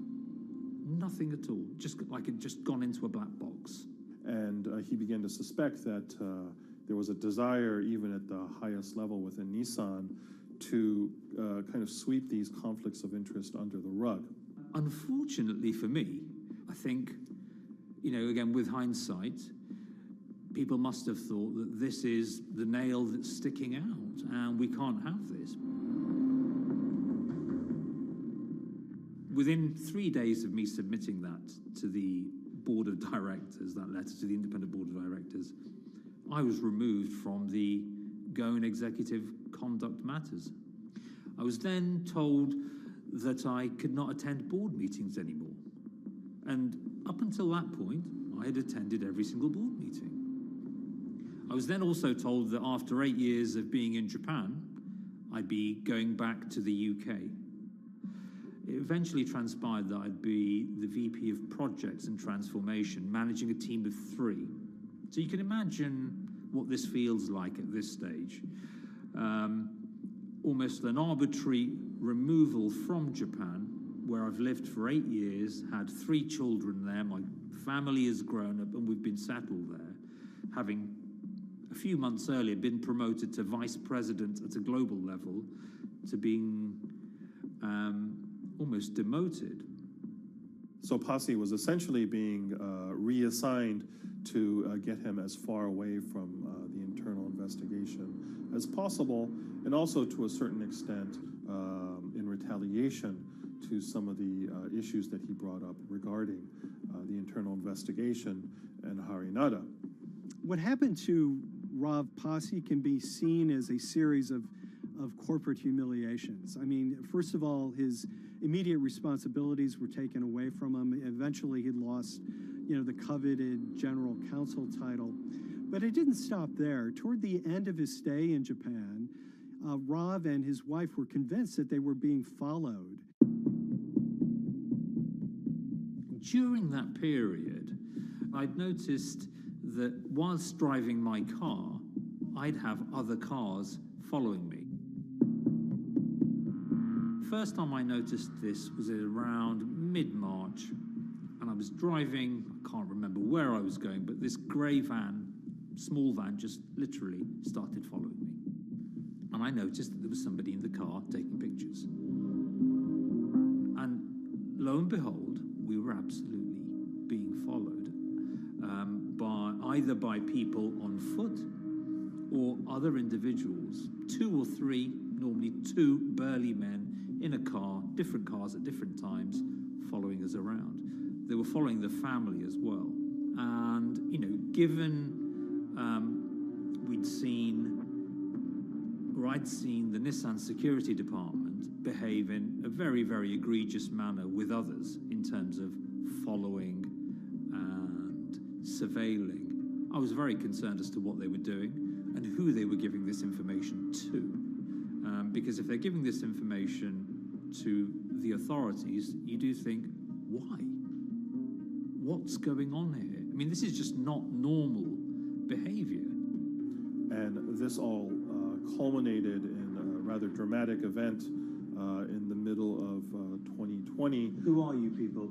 Where Nissan had hired a legal team and had obtained an unusual court order from the district court in Yokohama to basically do a search of his home and seizure of his corporate laptop and phone and other documents. If you don't let us in now, we have to break this key. So it's a pretty extreme way to treat someone who had spent 16 years at the company. These people have all come in. We don't really know who they are, apart from the fact that I've been shown a badge that says the Yokohama Court. And they're here to recover a laptop and a mobile phone. It was even more weird because I'd highlighted to the directors that certain Nissan executives were trying to recover this laptop and this phone whilst I was still in Japan. And I was very concerned because it had evidence on there that related to misconduct matters and other forms of inappropriate conduct. It was just another form of intimidation, another form of harassment, forcing me almost to leave the company and the country. Because once they'd retained and obtained these items, we were still followed, which, again, I just couldn't understand. What is the point of doing that? You know, this is a car company. This is not the KGB.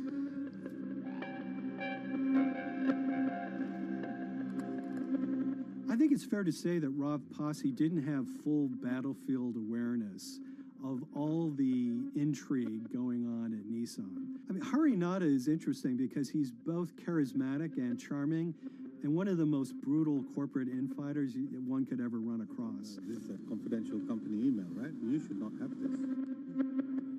If he had fallen into line, he would probably still have his job at Nissan, be paid very well, and continued his work. A career that he spent 16 years building at Nissan is irretrievably broken. It's been smashed to smithereens. He and his family paid a huge price, certainly. But in terms of being able to sleep at night, I think, he's come out ahead.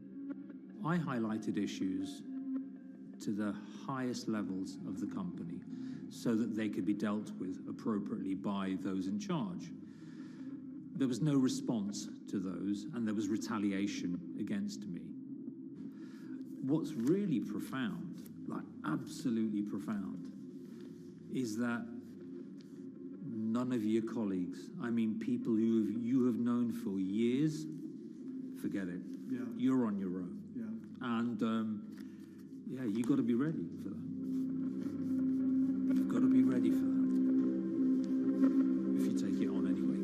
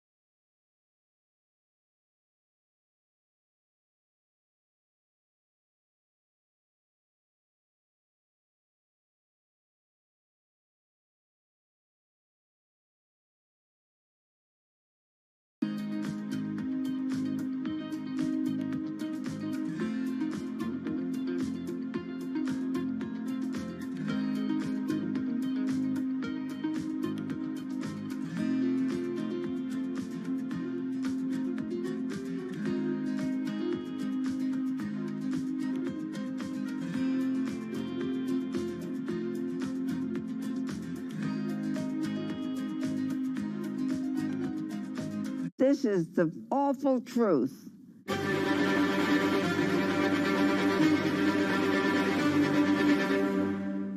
There's always someone in the family that's pushing it.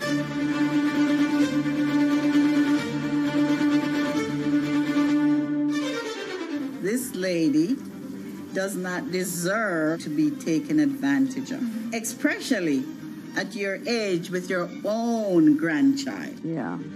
My grandma is having to sue them. I'm testifying against them. Nobody's talking. They're one floor below right now. I get afraid to go on the elevator. It's sad that it had to devolve to this. It's like a soap opera It's a to very me. sad thing. It's a family feud. A family feud. Here's a family that, on paper, you would think has the wealth that so many people seek, yet at the end of the day, it seemed to sort of rip everybody apart.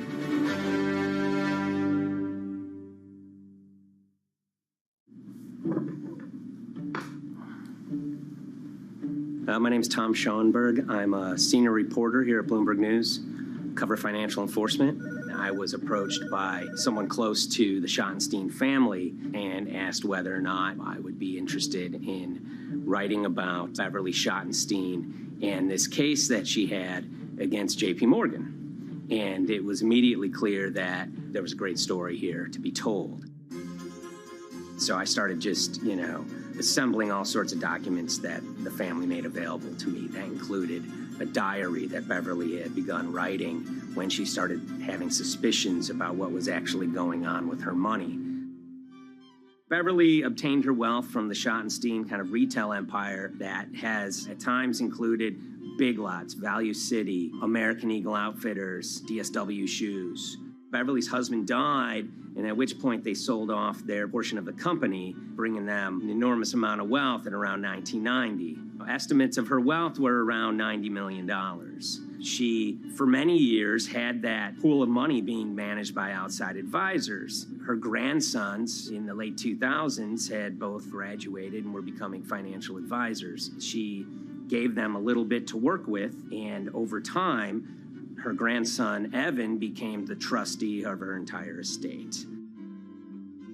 Managing sort of family money is not a conflict. In fact, some ways in wealth management, it's kind of how you get your start. It's kind of the seed that you need to sort of get going in the business. But Beverly started having suspicions that something was wrong probably in around 2016. Well, there were suspicious things, but taken separately without everyone talking about their own experiences, it was hard to really put it together. She had written a check to her caretaker, Dawn, that bounced. So she went down to her local Chase branch to sort of find out what was going on. She wasn't getting paper statements in the mail, so she asked them to print out a number of her statements having to do with her checking account and her credit card account. So we went to the bank and asked for the statements. And she got a whole year and going through all of them, page by page by page. And it was there she saw all sorts of charges that she said she didn't authorize or didn't know about. I was becoming very, very suspicious. I was starting to look in the money part, and that's what bothered me more when I saw that money was going. And I was not a big spender. Around the same time, Dawn, she starts noticing Beverly's son, who lived in the condominium below her, came up with Evan with a shredder and started grabbing papers in her office area, including some with JP Morgan letterhead, and just started sitting at the kitchen table, just shredding documents over and over. Yeah, they came in one morning. They used to do it in the back. Through the back door, and they brought the shredder inside. And then they went in the drawers in the office and took out all the papers, and they started doing it.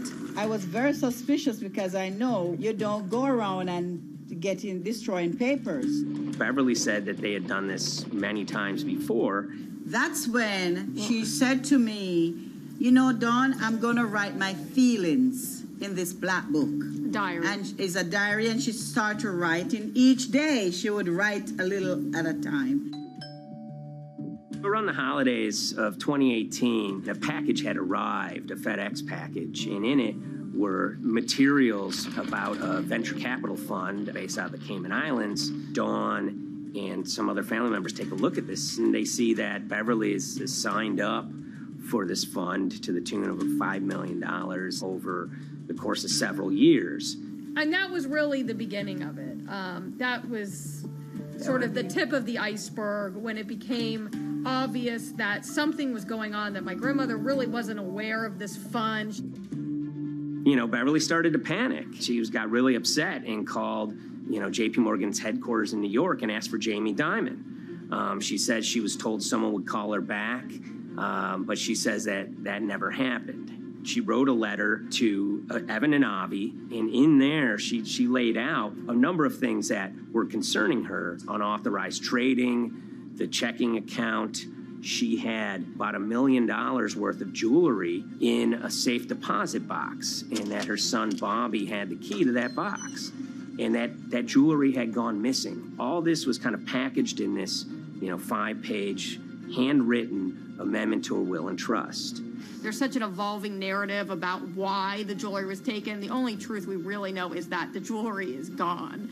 But why it happened, there have been a lot of different stories.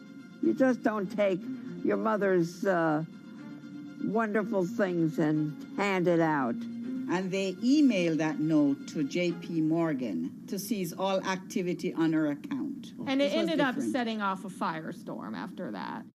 As soon as they got this email that there was a cease and desist and that she wanted to send her money and change brokerage firms, they were actually vacationing one floor below downstairs. They're there right now.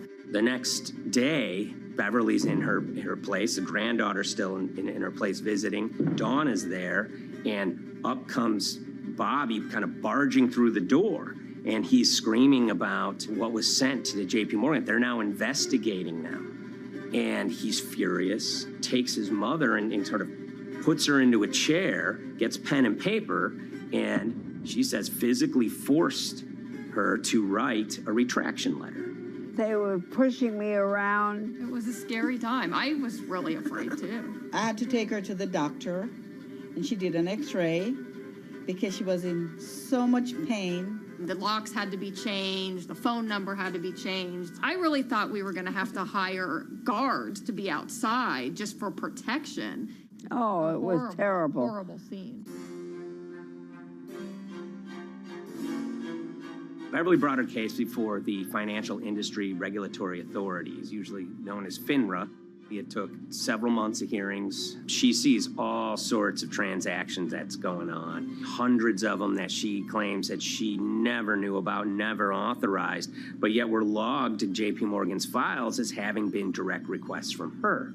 That included the sale of a large amount of Apple stock worth several $1 million, as well as all her stock in Big Lots. You know, over the course of their time with JP Morgan, Evan and Avi were making all sorts of trading on her account that was generating millions of dollars in commissions for themselves and the bank, yet she was not sort of getting any of the type of gains that you would expect sort of an $80 million account in a bullish market to be able to get. They issued a ruling entirely in her favor, finding that her grandsons, as well as JP Morgan, they were liable for violating their fiduciary duty, misrepresenting themselves, and they also found that the bank and her grandson, Evan, were liable for elder abuse.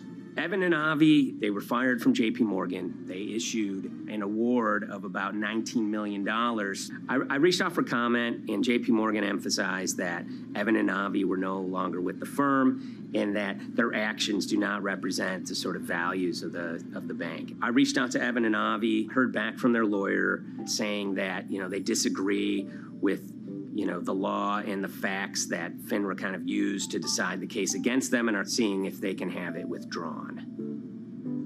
Her son, Bobby, wrote her a letter, said his sons weren't criminals, and he also admits to taking her jewelry.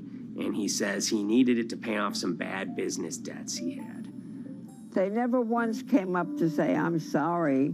If there had been an apology and some acceptance, and asking for forgiveness from my grandmother, I don't think we'd be in the position that we are now. Since the piece came out, we've received dozens of messages from people, many of whom are telling their own sort of personal tales of, kind of financial advisors gone bad, or family members who got control of an estate and abused, those within. Seems that it's really resonated with a lot of people. I keep, hearing a lot of feedback about Beverly and how, a lot of people feel she did the right thing. You're never too old to stand up for yourself and try to right an injustice. She was adamant that she wanted to stand up for herself, but at the end of the day, they did wrong. It's a painful life lesson. Beverly taught them that you don't mess with grandma.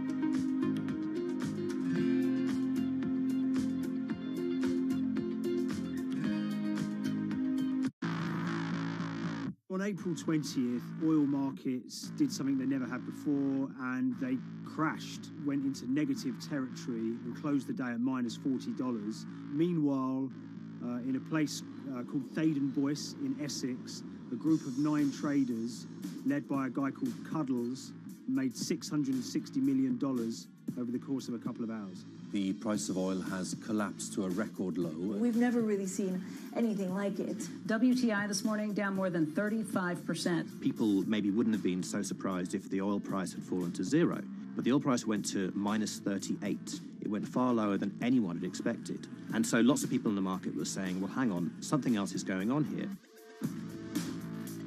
A couple of months later, I started to get wind through a kind of network of sources that a tiny firm in the outskirts of London had made a huge amount of money that day and potentially had some part to play in what happened. The information we got was that 9 traders at Vega Capital London had made in the region of $660 million in one day. As a group, I think they made as much money in one day as Apple makes from its international sales in one day. I mean, it's an insane sum of money. Did they pull off a fantastic trade? Did they predict the way the market was moving and get it absolutely right? Or was there something else going on, and had they actually done something that breached market rules in a bid to sort of push the market? And that investigation is ongoing.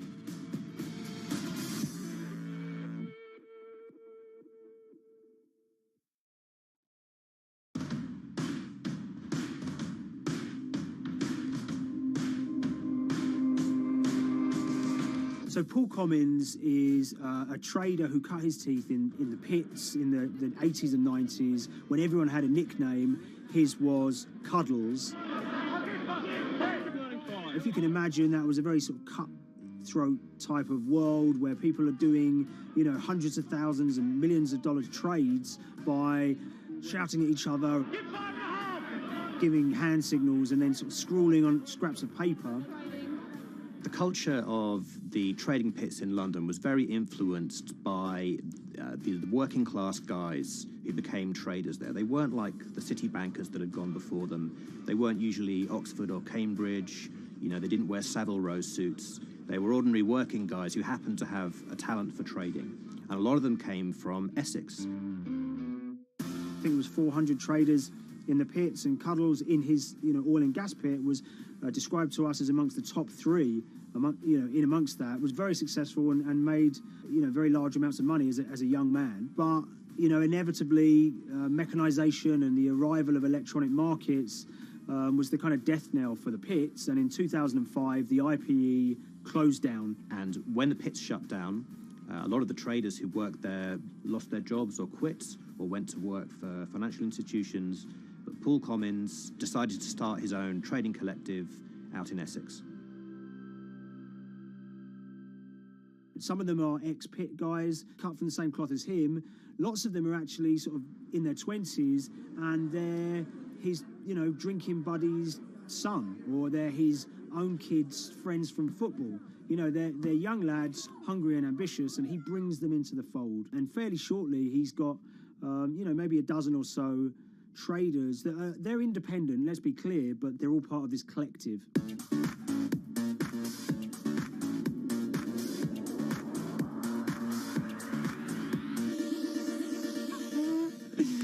Yeah, I'll let Liam deal with Essex. I am from Essex, so I feel like I'm free to, to get into this. Sweet, as they say. If you were to ask someone in Britain how they would imagine a kind of Essex person, they would see someone who's maybe slightly flamboyant, with a sort of Cockney accent, a sort of Guy Ritchie-style accent. Not afraid to splash the cash, but it's probably pretty bright and has done well for themselves. Don't even make sense, does it? But, these guys, they drove around very nice Rolls Royces and Bentleys. They went to places like Marbella on holiday. Thaden Boyce is a very wealthy place. You have to have considerable income to be able to afford to live in that village. It's a really nice place to live, and it's 20 minutes tube ride away from the city. Earlier in the summer, we have this lead, which is that there's this tiny firm called Vega Capital London, and they were the biggest winners from the biggest oil crash in history. Anyone that covers markets is going to be surprised about that. You're thinking your BPs of the world or your Glencores, but there's this tiny firm. And one of the big challenges that we had was actually finding out who worked with Vega Capital. It wasn't immediately obvious, and at first we had absolutely no idea. If you go to the Vega Capital website, it says it's under construction. If you do basic online searching, it's very difficult to find anyone who's publicly connected to the company. So inevitably, we're incredibly curious at this point. Like, who the hell are these people? The more reporting we did, the more it became clear that this group were connected socially as well as professionally. They went to weddings together, they played golf together, they would go on holiday together. We found out that a number of them were members of the West Ham Supporters Club in London. A few of them started companies together, so you could see all the connections between them and start to see a distinct group emerging. And it really just was this kind of shock that, this wasn't just like a hedge fund or a firm you'd never heard of. This was actually a group of buddies who all had the same experience on this day and had all made a huge amount of money. So if you're an oil trader, there's a number of different ways you can trade, and probably the most popular is WTI futures contracts. And it's basically a contract that says, I'm going to buy 1,000 barrels of oil from you at this point in the future, or I'm going to sell 1,000 barrels of oil to you at this point in the future.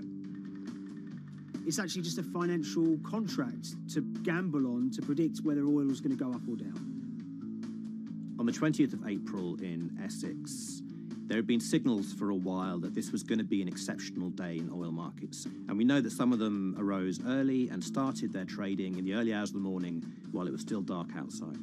Essentially what they were doing is buying contracts that gave them an obligation to buy oil at whatever the price ended up at 2:30 p.m. So they're basically placing a bet that oil was going to fall throughout the day. But they're simultaneously selling lots of oil as well. And whether they make a profit and how much profit they make is the difference between what they buy the oil for and what they sell the oil for. Now, of course, we now know throughout April 20th, the price dropped and dropped. So this is going very well for them. They are committed to selling oil at these prices, and the prices are continuing to fall, which means they're going to be able to offset it and buy oil at cheaper at the end of the day. Now, once it gets to kind of 1:30, 2 p.m., that's when things start to get really interesting. Suddenly there's a kind of influx of buyers and sellers, as desperation increases in the market and trading volumes go up. Now at 2:08 p.m. exactly, something bizarre and unprecedented happened, which is that oil passes into negative territory. And it fell to a record level of minus $38. We've never seen anything like it, period, in terms of the contraction of the global economy. That huge gulf between what they were buying the oil for and what they were selling it for enabled them to make more money than they ever thought possible. So their profit was the difference between minus 37 and all of these positive numbers on every contract they sold. The price of crude briefly hit minus $37 a barrel. For one group of traders operating from a small office, it was a very, very profitable day. It's important to remember this had never happened before in the history of oil trading. No one could have predicted it. I can't think of another example of where you enter a trade and you get paid on both sides. You get paid both to sell and to buy. It's unthinkable. One thing we know about the Cuddles Trading Arcade is that they were very comfortable taking large risks. And, you have to be clear, this was a large risk. Yeah, we spoke to oil traders, both people that know these guys and people that don't, and they all say that this is, incredibly risky. And that's actually what stops a lot of oil traders doing trading like this. They simply aren't willing to stomach the risk. But Cuddles and his friends were. So when the kind of final calculations came down, the group of the 9 most profitable traders made $660 million or thereabouts between them. I mean, if you can imagine, I think 3 or 4 of them made in excess of 100 million each. One of the astonishing things about this trade is that 2 of the individuals who made more than $100 million in a single day were in their 20s. One of them was 22 years old. Only a few years earlier, he'd been posting on his social media about doing teenage stuff with his mates in town and going to see girls and rap music. And here he is a few years later making $100 million in a single day's trading. When me and Liam discovered that, we couldn't believe it. We couldn't believe what we were seeing.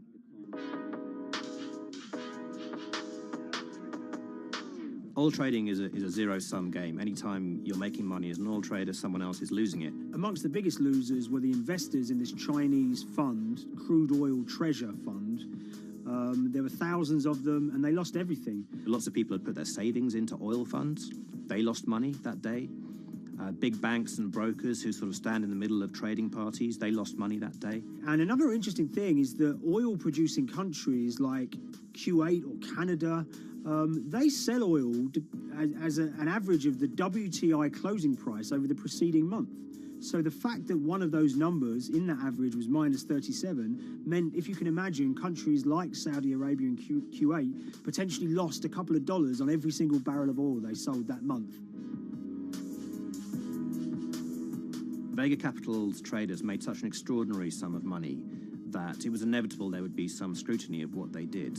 But it wasn't just the sums of money they made. In the vital half an hour before the settlement price was set, they were by far the biggest sellers of oil futures in the market, which is an incredible thing to think about when you consider that the other participants in that oil market are going to be the world's biggest banks, oil majors, BP and Shell, and here you have a group of 9 guys in Essex who are having this significant influence over a global market for oil.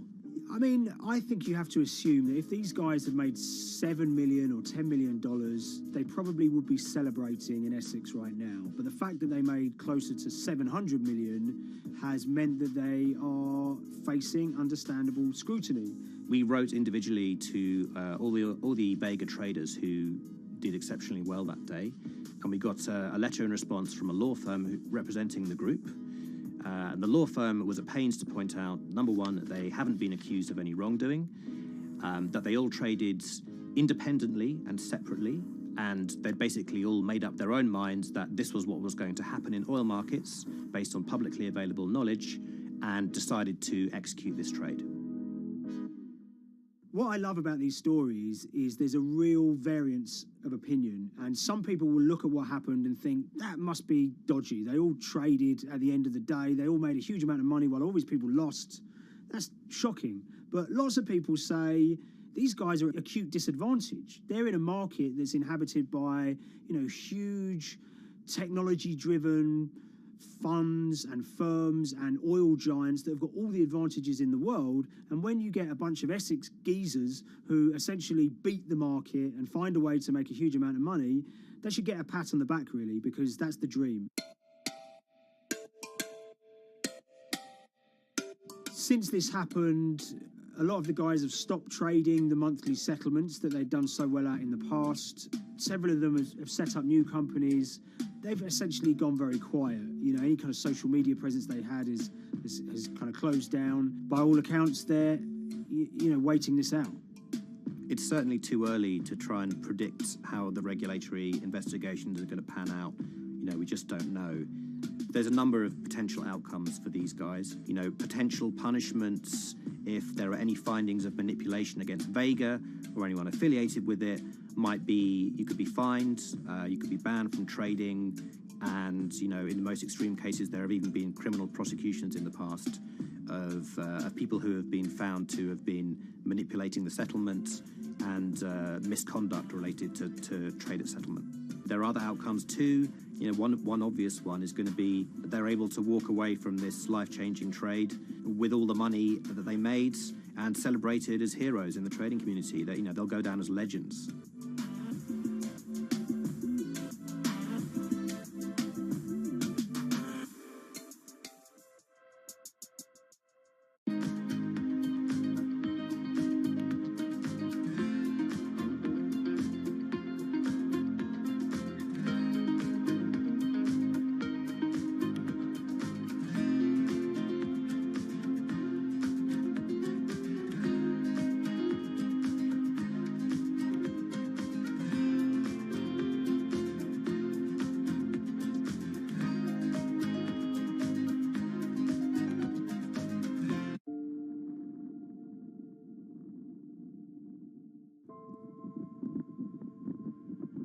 It's very important, given the nature of the climate crisis right now, for the general public to have an understanding of what progress is or is not actually happening. And I think many readers right now, they'll see these hundreds and hundreds of companies making these big, bold climate claims.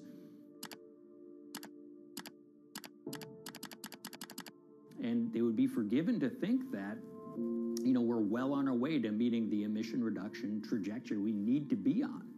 And the reality of the matter is we're just not on that trajectory. And a key reason for this sort of disconnect is the use of offsets that aren't doing what they claim to be doing. We have a massive potential for sort of willful blindness. We can convince ourselves of things regardless of what the facts are. And so that's what tends to happen in these cases. It's not that anybody is setting out to commit climate fraud. They sort of walk themselves into a situation and they convince themselves of one thing, and that allows them to convince themselves of another thing. But at the end of the day, they're doing something that makes no sense at all.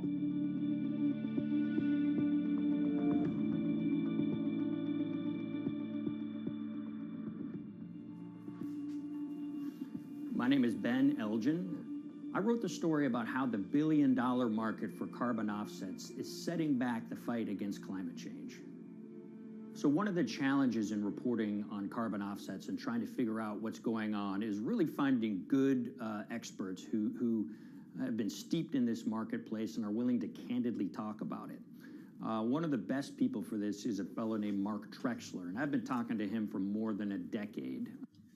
My name is Mark Trexler. I've worked in climate change for the last 30 years. I was actually hired by the World Resources Institute in Washington to work on the first carbon offset project in 1988. In terms of defining a carbon offset, one of the beauties, so to speak, of greenhouse gases, sort of the silver lining of greenhouse gases, when you put up a molecule of CO2 into the atmosphere, it can be anywhere in the planet in 7 days. And therefore, you know, if there's an option to reduce emissions on the other side of the planet, and you can do that very cheaply as compared to doing it in your factory, for example, then why not pay that person, that factory on the other side of the planet to reduce their emissions? Then you are, in a sense, offsetting your emissions, and the atmosphere doesn't really see your emissions anymore. So carbon offsets have been around for quite some time, and they were actually key with these international climate agreements, such as the Kyoto Protocol, which mandated the wealthiest countries reduce their greenhouse gas emissions. The treaty was signed on the 11th of December, 1997. Decided. The business community in general saw carbon offsets as a huge opportunity to comply with whatever policies and measures might be coming down the pike on climate change much more cost effectively. We've seen a huge surge in companies making big proclamations about how they're going carbon neutral or zeroing out all of their carbon emissions. We're going to reduce our carbon footprint to net zero. Unilever is committing to net zero emissions. We can achieve a net zero emissions world. We began looking at these corporate claims of dramatically reduced emissions, and we noticed so many of these companies were using carbon offsets to achieve these aims. And as we began to look at the carbon offset projects themselves, What we found is that the environmental benefits claimed by these companies are not actually what they seem to be.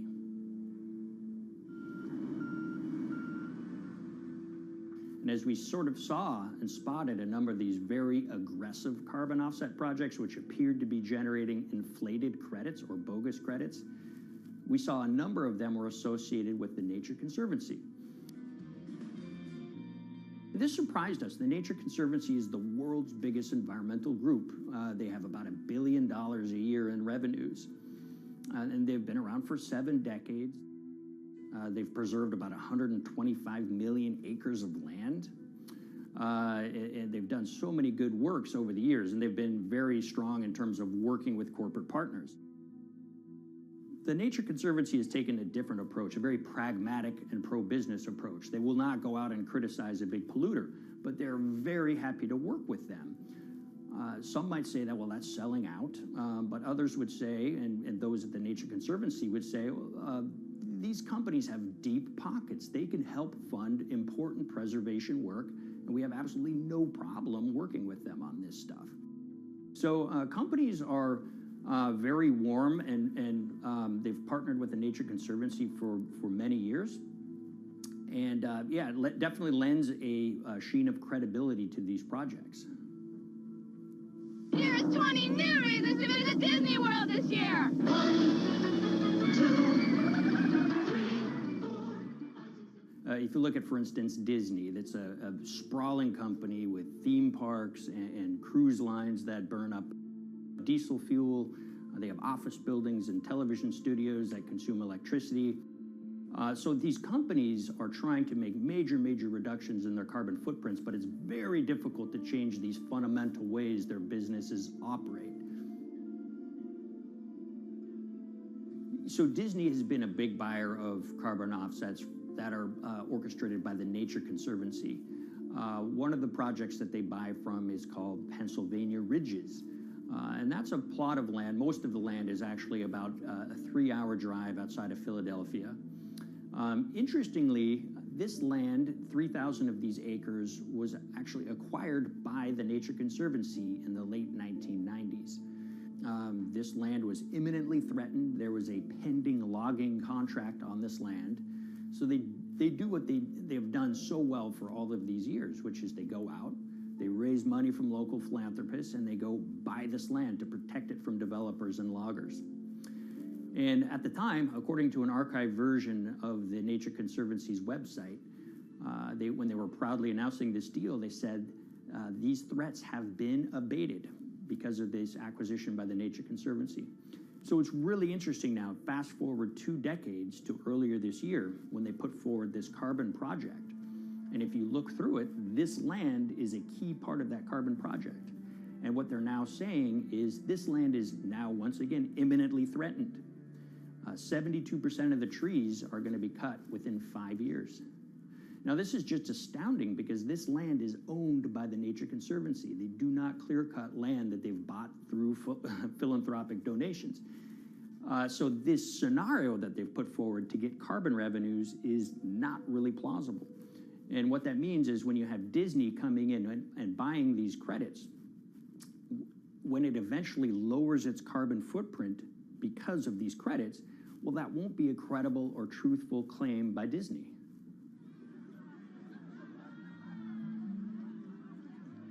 So this is an organization that truly understands the threat of the issue of climate change and is wanting to do its part to address this. However, in this situation, it just appears their drive, which they've had for decades, to increase the amount of revenues that it can use for land preservation work. Nature Conservancy and many others see that carbon credits as a pot of money that they can tap into to further their own benevolent aims. But unfortunately, what this has resulted in is claims of climate progress that just aren't really happening. So the Nature Conservancy defends vigorously these deals, and they and others will say, look, our projects are just following the rules that these registries set up. So some would also put some of the blame on the registries themselves because they're setting up the rules which allow these vapid projects to get up and sold.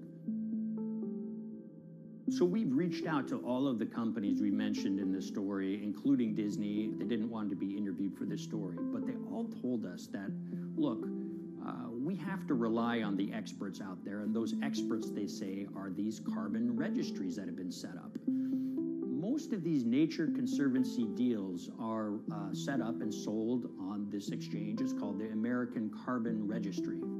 Now, it's the oldest of these registries that allow voluntary carbon credits to be sold. They've been around since 1996. What these offset registries do is they set up rules, and any carbon offset project has to follow those rules. But there's this tension that's always there.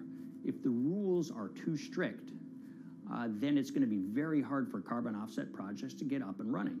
So there's this balance going on where the registries want rules that attract projects, but they don't want it to be so strict where it will disincentivize projects from getting listed. One of the challenges with designing carbon offset systems is that there are normally two people at the table. You have buyers and you have sellers. And to some extent, you have policymakers, but you know, the buyers and the sellers are really the ones with the expertise, with the incentive to really participate hard, make a lot of things happen. And the challenge there is that both of them sort of want the same thing, or they're both happy with the same thing. They're happy with low-cost offsets and a lot of them, because that works for their business model. You end up, though, with nobody really representing the atmosphere, so to speak. Nobody's really representing the climate in those discussions. And so the policies end up biasing the whole system, and you end up in sort of a race to the bottom, and that's what we've seen happen. You know, when it comes specifically to the topic of carbon offsets, you know, I am a fan of carbon offsets in the sense that they can help mitigate climate change. They absolutely can. But, you know, if we're not going to do it correctly in a way that actually does help mitigate climate change, then it's nothing but a distraction. And, you know, after 30 years, you have to start wondering, is it really just a distraction? And that's really unfortunate, but that's where we are. Ultimately, what needs to happen is systemic change. You know, we're sort of nibbling around the edges with some of these different things. We need to change how we produce energy. We need to change how we transport ourselves. We need to change what and how we eat. You know, we need systemic change associated with transitioning to a low carbon economy. A lot of what we're doing today is not promoting systemic change. It's sort of trying to stick your thumb in the dike to preserve the current system. And at the end of the day, that can't really work.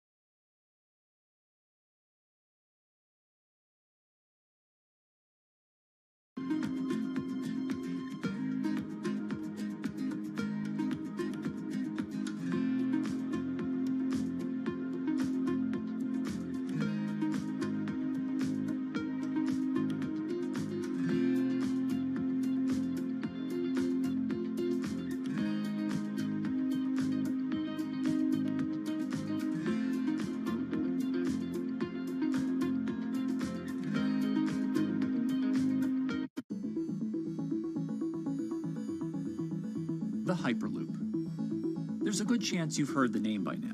This is the Hyperloop system. It can take people hundreds of miles in minutes. The Hyperloop a series of tubes that would transport people in pods at ultra-high speeds over long distances. It's a remarkable new form of transportation that can whisk people from city to city in a flash. 29 minutes from New York to D.C., 30 minutes from L.A. to San Francisco. For years, we've been seeing these futuristic, utopian renderings of some cross between a spaceship and a monorail. But lately, the Hyperloop is becoming much more real. Yes! It was surreal to be even sitting inside a Hyperloop, and just even more incredible to actually be like riding down a track in something that was nothing more than a crazy idea 6 years before. Companies all around the world have been developing and testing the technology needed to propel passengers at speeds of over 1,000 kilometers per hour. But for many, speed is only the first step to unlocking the full transformational effects of a new mode of transportation. Fast is what we just sort of take for granted in the Hyperloop world. It's the network effects that really deliver the benefit. And that opens up a completely different scale of economic opportunity.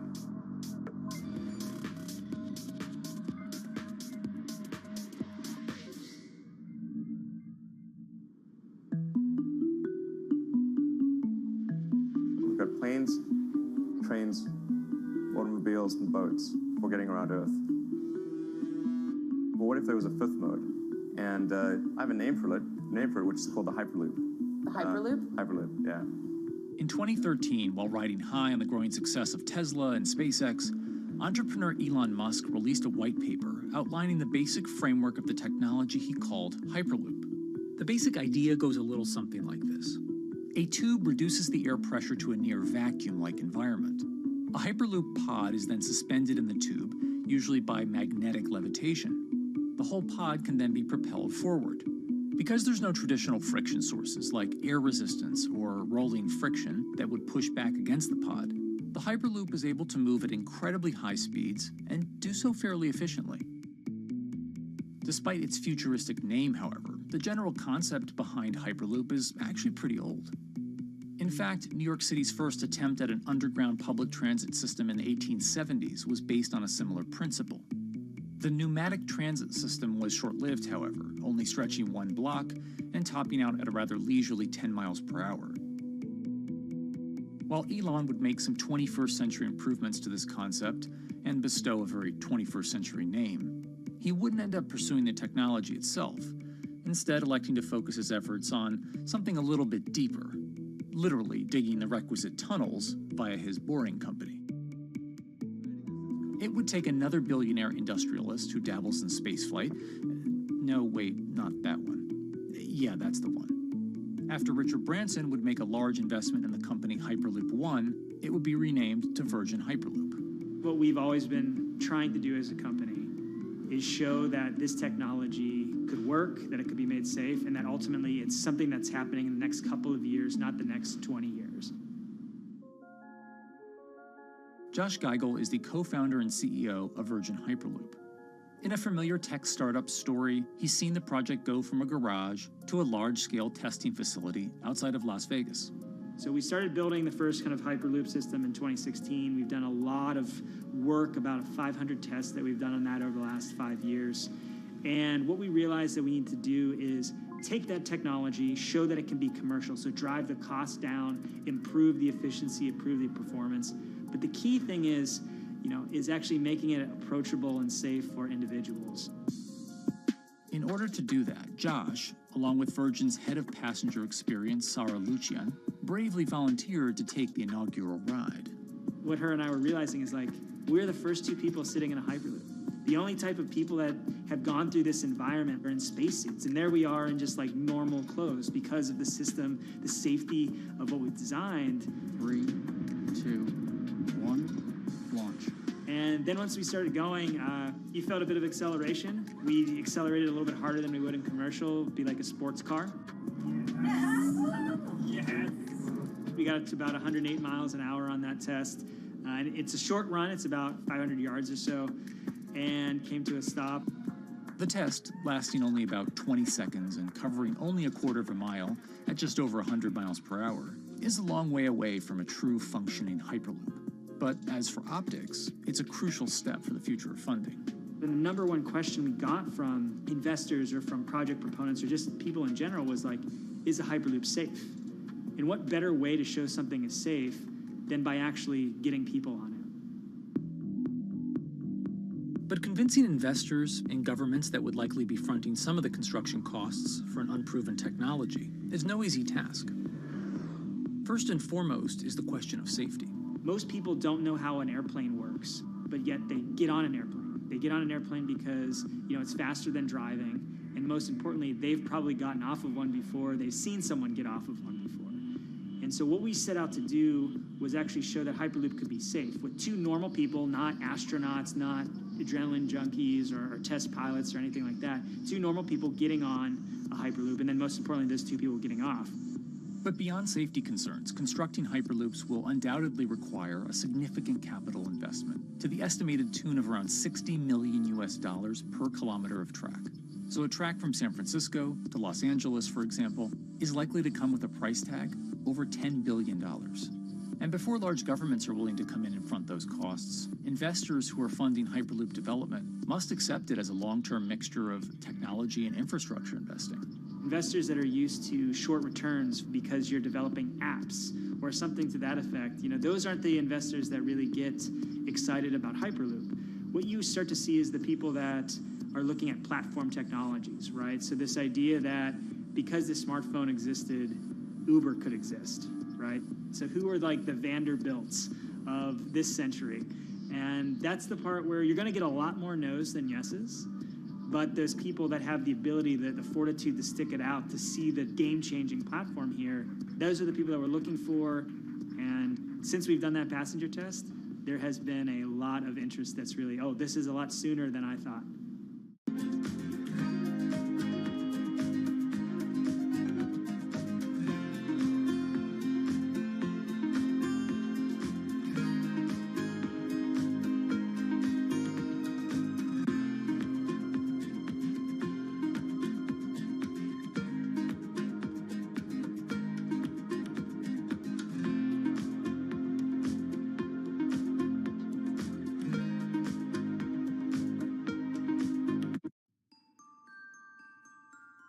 Envisioning the ripple effects of what Hyperloop could achieve, though, is fairly challenging at this stage of development. It's fast, yes, but for point-to-point travel, traditional maglev trains can move pretty fast as well. And outside of China, South Korea, and Japan, even those haven't seen much adoption elsewhere due to the high costs and questionable profitability. The Shanghai line in China, for example, loses around $100 million every year. Hyperloop companies, however, believe they can offer something different than traditional railway lines. My name's Alan James, and as far as I know, I'm the only guy on the planet who's written a government-level business case for 300 kmh conventional high-speed rail, 500 kmh maglev, and 1,000 kmh Hyperloop. It's fundamentally about moving people from where they are to where they want to go, when they want to make those journeys, and doing it in much smaller numbers. So pod designs for Hyperloop range from 12 to 28 seats, typically. Why are they small? It's because small enables the network to operate flexibly. And a great example of that is the east-west strategic route across the north of England, from Liverpool to Manchester to Leeds.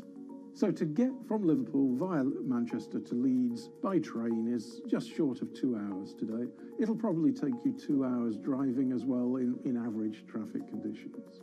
Net result is those three city regions remain three separate entities: Liverpool, Manchester, Leeds. There's very little commuting traffic between those urban areas.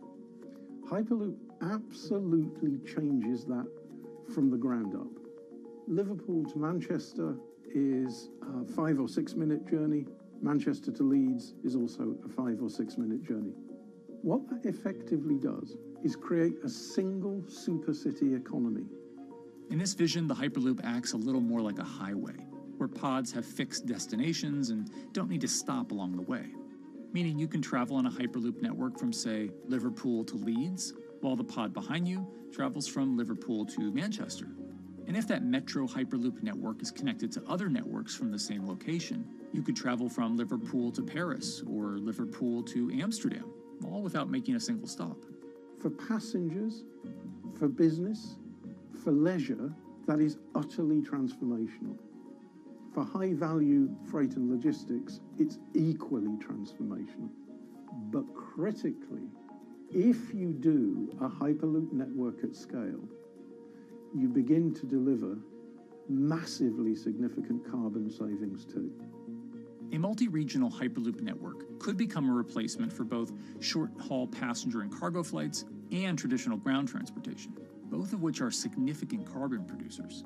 One Hyperloop-connected distribution hub, perhaps at an airport that is predominantly used for international air freight, replacing maybe 10, 12, 15 distributed road hubs. It takes a lot of polluting and inefficient truck haulage off the roads. That itself means roads gain extra capacity. Hyperloops will still need to use electricity to both move pods and maintain the near-vacuum environment in the tube. Proponents of the technology believe that this can be done by using renewable sources, including a combination of solar panels and battery technology that could be used along the Hyperloop itself.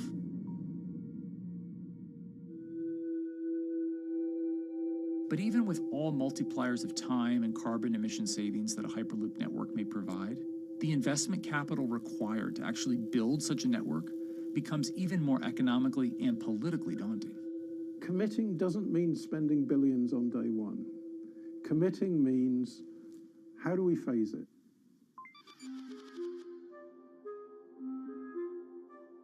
One company in the Netherlands is working to develop that technology, and perhaps more importantly, the international coalition needed to make the Hyperloop network a reality. So we are here in Europe's first full-scale Hyperloop test facility, where we can already prove every conceptual technology of the Hyperloop. This is Tim Houter, a co-founder and CEO of Hart Hyperloop, headquartered in the city of Delft. And while this testing tube might not seem as large as others, inside is a key technology to create the on- and off-ramp type infrastructure of a Hyperloop network. That is, a lane switch. That's something we can already test here. You can actually see it here, that the track is diverging from one track into two. That makes it possible to eventually split up the Hyperloop track in two sections. And in that sense, you can create a complete Hyperloop network. That in the end will make it possible to travel, for example, over a whole continent. And take Europe, for example, with the same ease as you can now travel with a metro in a city. The nice thing about this magnetic levitation system that we have developed is that there's absolutely zero moving components in the track. So for example, if you have to do a lane switch, all you do is that the tube basically splits up, and statically the tracks also split up.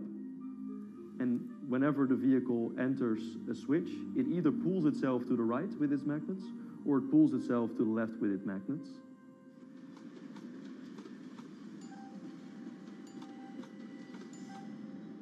Lane switching on traditional rail requires the physical movement of the rail. Even modern magnetic levitation tracks use lane switching techniques in order to transfer trains from one track to another. And this is a very crucial element, because this is the thing that limits the capacity and, in the end, the usefulness of the rail network. Because the moment that a track is switching, that means that at that moment you are creating an unsafe environment for the trains behind it. So you need a lot of space between trains. In a Hyperloop, because you have no moving components in the track, all the vehicles can be much closer to each other. You can achieve a very high frequency and basically have your vehicles moving and merging in and out of the network very much like a highway. For now, though, Hart's physical testing has been limited by the size of their tube. Because the test track is only 30 meters long, they haven't tested this lane switch at speeds greater than 20 kilometers per hour. However, the company is working to build a new test site where it plans to increase that testing speed to 300 kilometers per hour. We're now in a phase where we have proven most of the most important technologies in the test facilities that we already have. And we have also demonstrated the viability and the feasibility of a network If you look at all the subsystems that it consists of, most of those are proven systems, already demonstrated in lab conditions. So we don't really believe that the technology itself is going to be the biggest challenge. Because for all Hyperloop companies out there, actually building a Hyperloop system requires more than just a good product. We're talking about the safety aspects, we're talking about integration into the environment, we're talking about the social aspects. Do people feel comfortable traveling in such a system? So it's about all these different aspects, and the complexity is really getting all the different stakeholders that are relevant and that do need to contribute to bring this to market, to get them all following the same roadmap.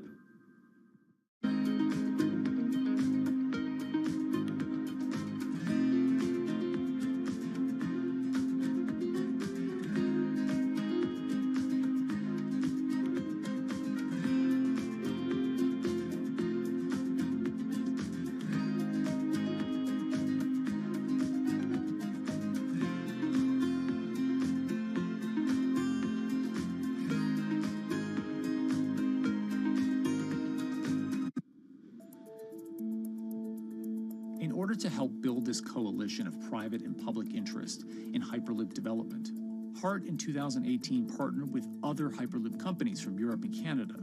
The goal was to define, establish, and standardize the framework to regulate Hyperloop systems.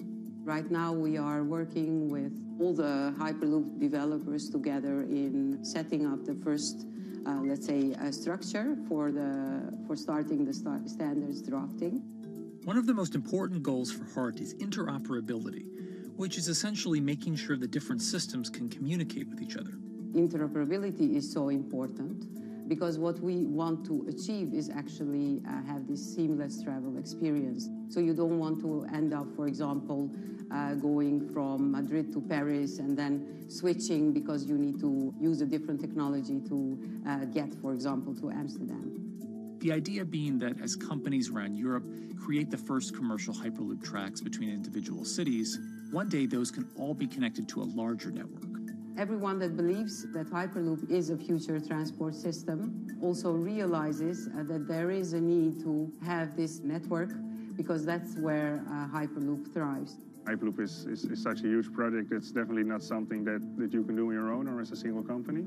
So you need to do it with a lot of other companies. You need to have the governments. And I think in that sense, the biggest challenge that we've encountered is to really get all the required parties together to take the steps in development and in commercial implementation.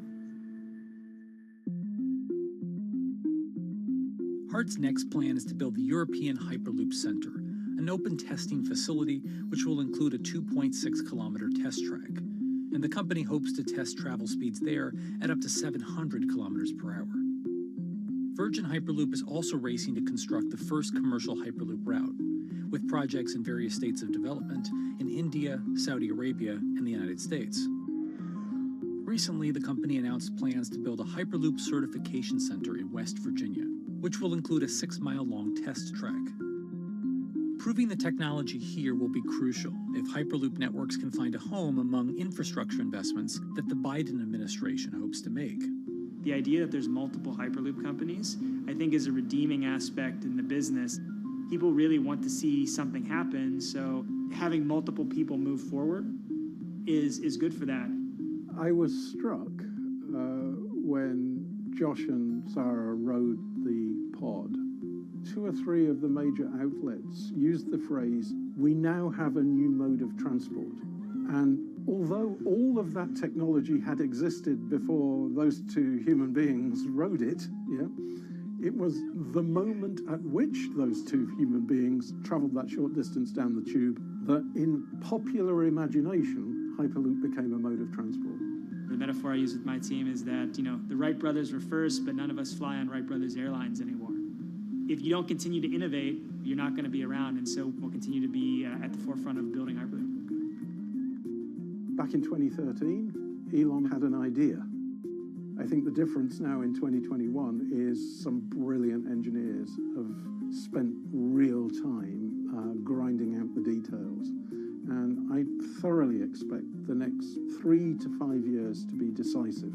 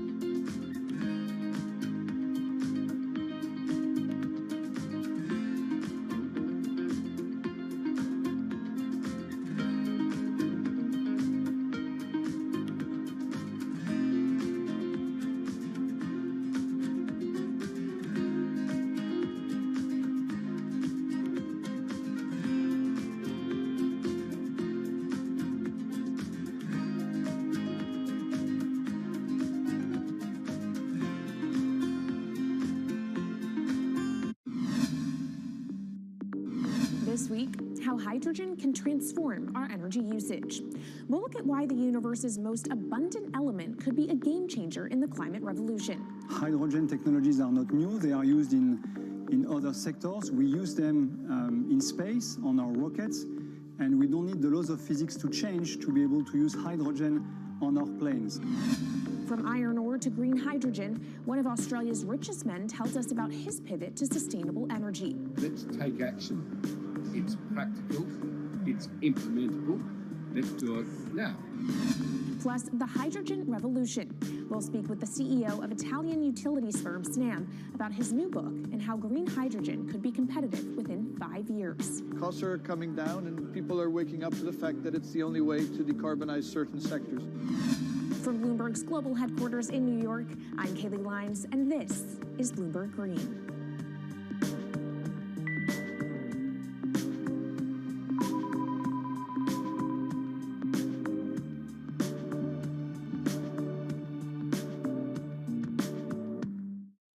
It's a new year, so here at Bloomberg Green, we're highlighting new solutions in the fight against climate change. And one of those is as old as the universe itself, hydrogen. It's the simplest element around, but could well be a game changer when it comes to turning around our dependence on fossil fuels. Today, hydrogen is used in the chemicals industry to produce petroleum products. It's also starting to be used in steel production, an industry under a lot of pressure to decarbonize. But it has far more uses as well, from powering cars to heating our homes.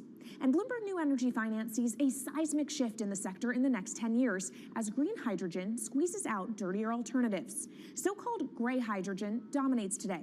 But as renewable electricity gets cheaper and more accessible, so will green hydrogen. In this week's edition of Bloomberg Green, we'll explore what this push into hydrogen means for tackling climate change. We'll hear from Australian billionaire Twiggy Forrest about his pivot from iron ore to hydrogen, and we'll also speak with the CEO of Italian utility company Snam about his book, The Hydrogen Revolution. But first, what are we using hydrogen for? And why does it actually matter? Christine Lee Edwards explains. Hydrogen, the most plentiful element in the universe. On Earth, we find it mostly bonded to oxygen in the form of water, or in other gases known as hydrocarbons. Hydrogen gas, H2, burns hot and clean, making it an attractive tool in the race to net zero. But isolating hydrogen from other elements is no easy task. Today, the cheapest way to do this is via chemical processes that break up natural gas. This releases a lot of carbon dioxide.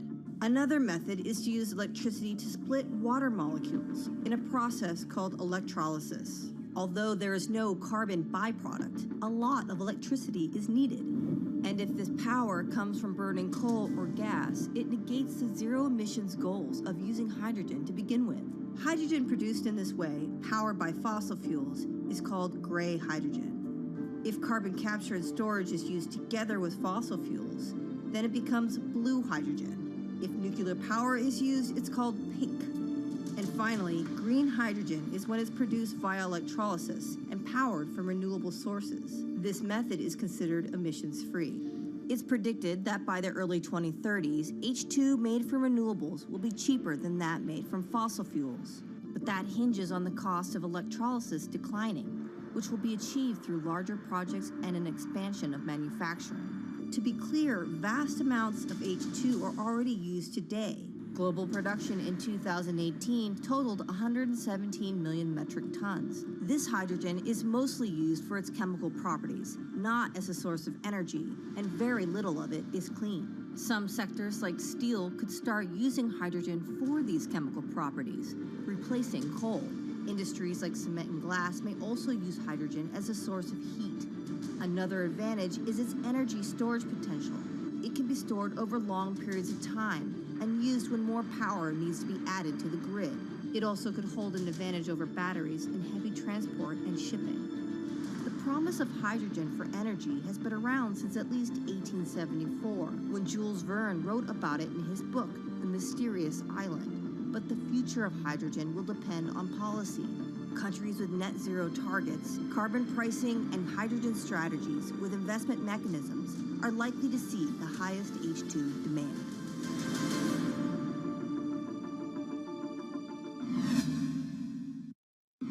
That was Bloomberg's Christine Lee Edwards explaining what hydrogen means for the energy transition. But how are businesses approaching the sector?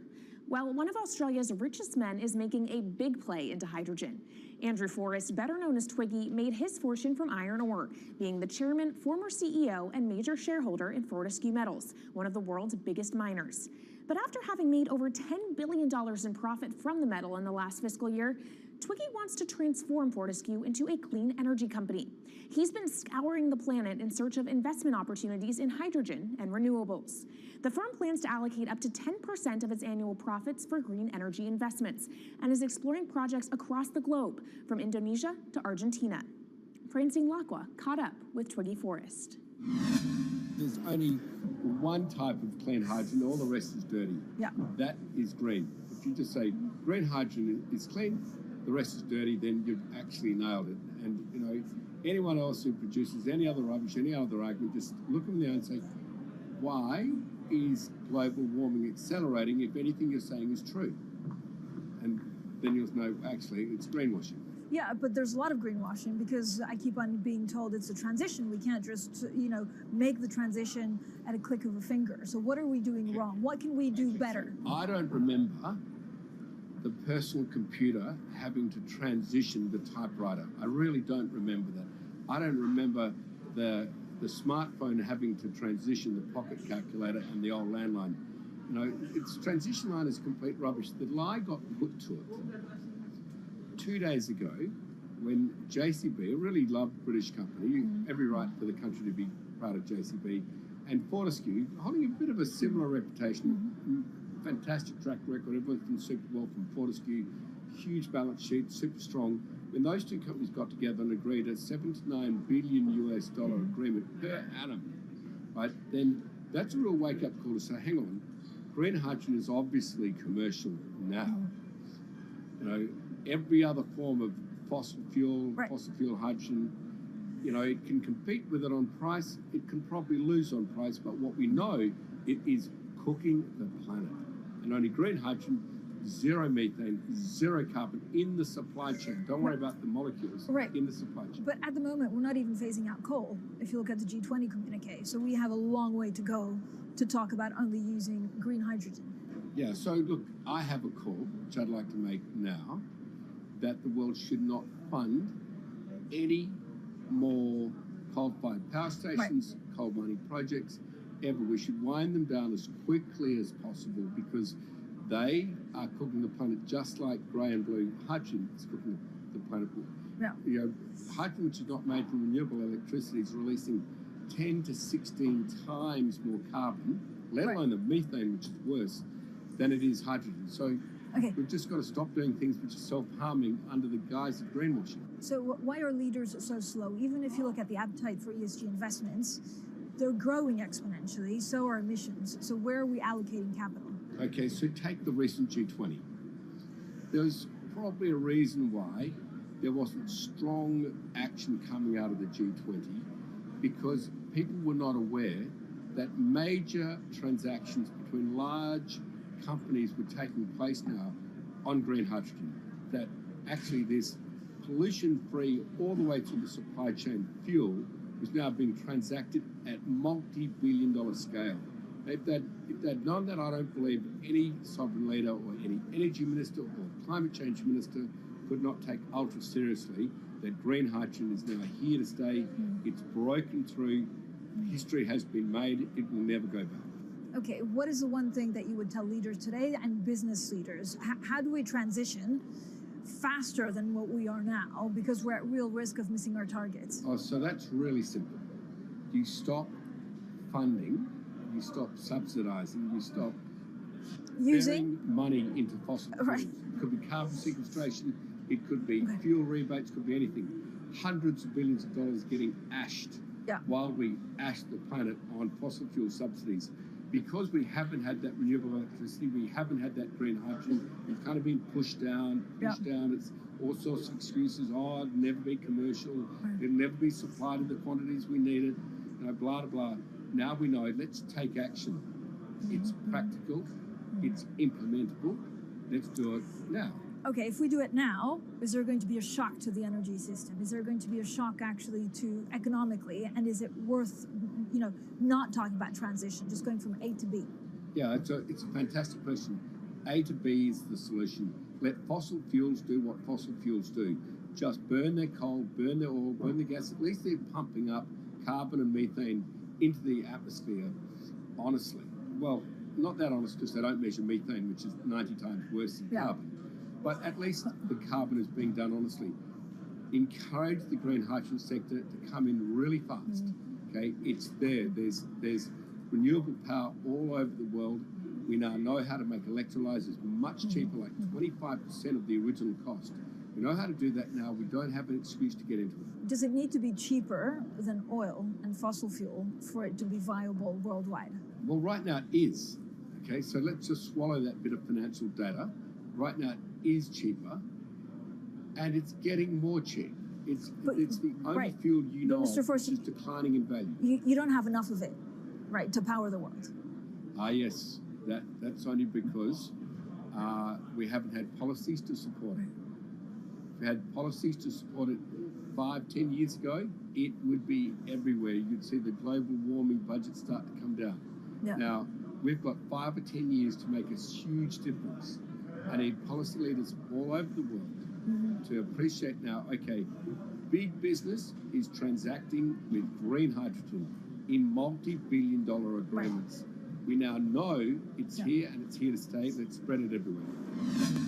Coming up on the program, the hydrogen revolution. We'll speak with the CEO of Italian utility firm Snam about his new book and why he thinks green hydrogen will be competitive in just 5 years. Plus, how are airlines working to become more sustainable?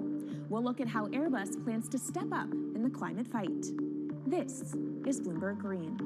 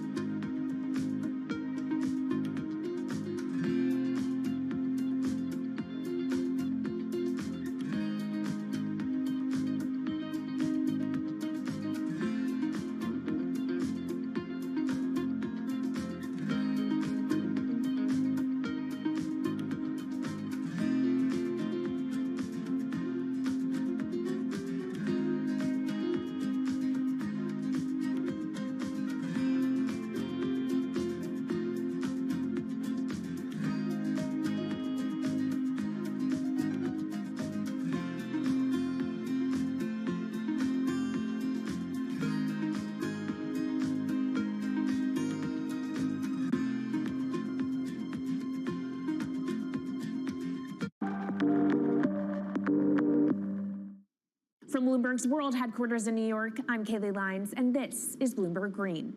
What will the world look like in 2050? Will global temperatures have stabilized, electric vehicles be abundant, and solar and wind power homes around the world? According to Marco Alvera, the CEO of Italian energy company Snam, that vision of the future could be a reality. And he says that hydrogen will pave its way.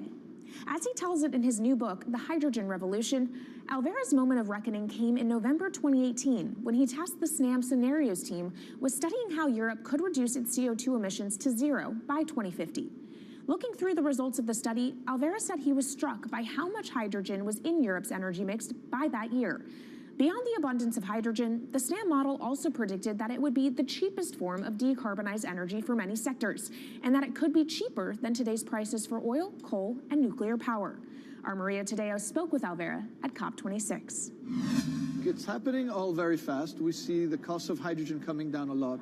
Hydrogen will play a big role in the energy mix. I don't know if it's going to be 15 or 25% of a fully decarbonized energy system, but it's going to be big.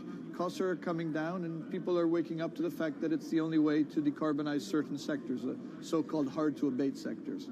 And you say it's the only way and the costs are coming down. Where do you see prices moving? Because a lot of the reticence at times has to do with the pricing, that some argue, well, it's still not the cheapest option on the market. So when I was first working in hydrogen in 2004, it was costing $1,000 per megawatt hour. 2010, $600. Today, $100, and we see it going down to $50 in 5 years' time, and to going down to $25 per megawatt hour in the next 10 years or so, which is a quarter of where it is today. That's really because renewable energy, and we're talking green hydrogen here, renewable energy costs are falling, but the cost of making the electrolyzer, which is the kit that you use to convert solar or wind energy and water into hydrogen, the cost of this kit is falling a lot because it doesn't really exist on an industrial scale. So as we build up capacity, we industrialize it, we standardize it, and we squeeze costs out. That's really the cost trajectory. And for that, of course, you need demand, however, for governments and also institutions to kind of buy into this idea that it is the future and we want to invest and create infrastructure. What are they telling you? When you speak to governments, when you speak to officials, are they keen on this? They're very keen. So the Department of Energy shares our view in the States of getting to below $1 a kilo, which is $25 a megawatt hour. The European Union has a hydrogen strategy, which is very clear, and several member states have the same. Chile wants to export a lot of hydrogen. China's big on hydrogen. Australia's very big on hydrogen. Japan is blending already hydrogen. So I would say the world is now really focused on this because it's the only way to store energy for a long period of time economically is to convert it into either a liquid or a gas. And of course, you talk about the price, but the other big component is the volume. You know, how big can you go? Where do you see that on a time scale? So wherever it's sunny or windy, you can produce very cheap hydrogen eventually. And so compared to oil and gas, which are concentrated in few parts of the world, it's going to be very democratic from that point of view. So every sunny place, every desert, every ocean wind can be turned into hydrogen that we can put on ships, in pipes, and really start trading it around the world. So it's going to happen a lot faster than a lot of people think. So, and when you say a lot faster, what is that in time? As I said, $50, which is essentially oil parity within 5 years. And then, depending on how quickly we ramp it up after that, we could get to $25, which is coal parity before the end of the decade. And in big scale. In big scale, because once you get to coal parity, that's the only way we're going to get China and India to stop burning new coal. We have businesses in China and in India, and I see a lot of hydrogen development, a lot of renewable development in both countries. The India announcement was incredibly strong on 2030. Some people were upset about the 2017 net zero deadline, but when it comes to 30, he announced a big, big commitment to get to 50% renewables. Were you surprised by it? I was surprised that they would make it so explicit, and even the net zero is a big thing for them. And so I think it will happen faster than 2070 because of the falling cost of renewable and hydrogen. India's burning 80 gigawatt of oil, of diesel, to keep the lights on. So there's an immediate opportunity there, and we're very interested in working in that country. And with regards to China, perhaps the fact that we haven't really seen them active, I guess the diplomats are working on this, but we haven't really seen the leadership. It's going to be technology, it's going to be industry. I think China has committed to a net zero, which is very important. At the G20, China was clearly behind the 1.5 degrees. So I think a lot has been achieved between the G20 and COP, and I think what's really important is to see in the coming years how quick it's in our hands to make part of this happen in 5 years, or it could otherwise happen in 15, 20 years. It's about building the project. The capital is there. We saw how many trillions of dollars are already committed. What's missing is really the projects, and that's where companies like us step in. Marco Alvera, CEO of SNAM there, speaking with our Maria Tadeo. Let's turn now to the aviation industry. It's a big contributor to global greenhouse gas emissions, and it's under pressure to change that. In October, the International Air Transport Association, a trade body representing airlines, approved a target of achieving net zero emissions by 2050. To achieve that, many airlines in the US and Europe are looking to buy sustainable aviation fuel made from renewable sources like used vegetable oil. Initiatives like these are pushing plane makers to come up with some radical new aircraft that will eventually cater to our growing appetite for travel without hurting the environment. We took a look at how Airbus, the world's #2 aircraft manufacturer, is stepping up to the challenge. How long until we can fly emission-free? Airbus says it's more confident by the day it can be done by its 2035 target. Airbus's CEO spoke about its ambitions for hydrogen-powered planes at the company's summit in France. The physics works.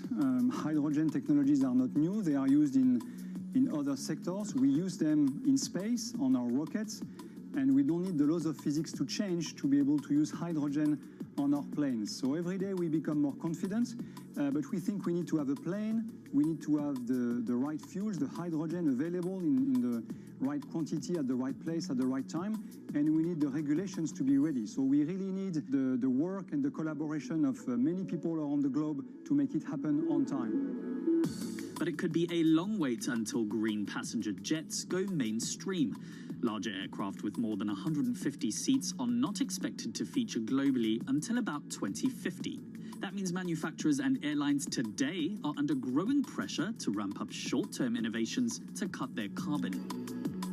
In the long term, meeting the ambitious plans for so-called green hydrogen means building a giant industry almost from scratch. To make that happen, British airline EasyJet is among those saying governments need to get involved and fast. Aviation's emissions over the last 3 decades leading up to the pandemic grew by about 80% to over 1 gigaton, and that's projected to double by 2050. According to Bloomberg NEF, about half of the airlines with the largest global market share have set net zero targets by that same date, nearly 3 decades away. Coming up, from blue sky projects to the bottom line. We'll speak with our Bloomberg NEF expert Meredith Annex and dig into their models about how hydrogen fits into the future energy mix. This is Bloomberg Green.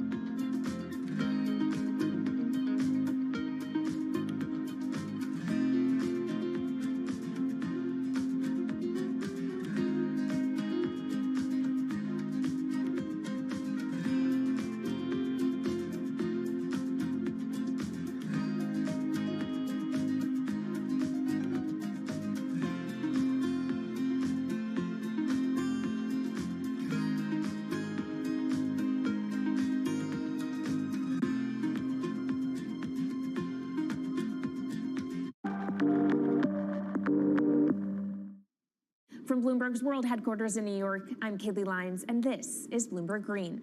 Now let's bring in Meredith Annex, our Bloomberg NEF hydrogen specialist, to talk more about how hydrogen could change the energy landscape.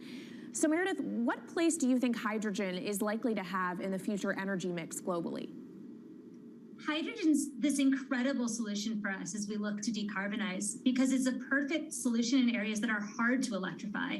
So where we like to think about hydrogen playing a role, it's in things like heavy industry, especially where you need a feedstock as well as energy source. and in things like dispatchable power, long-haul transport, maybe even shipping and aviation.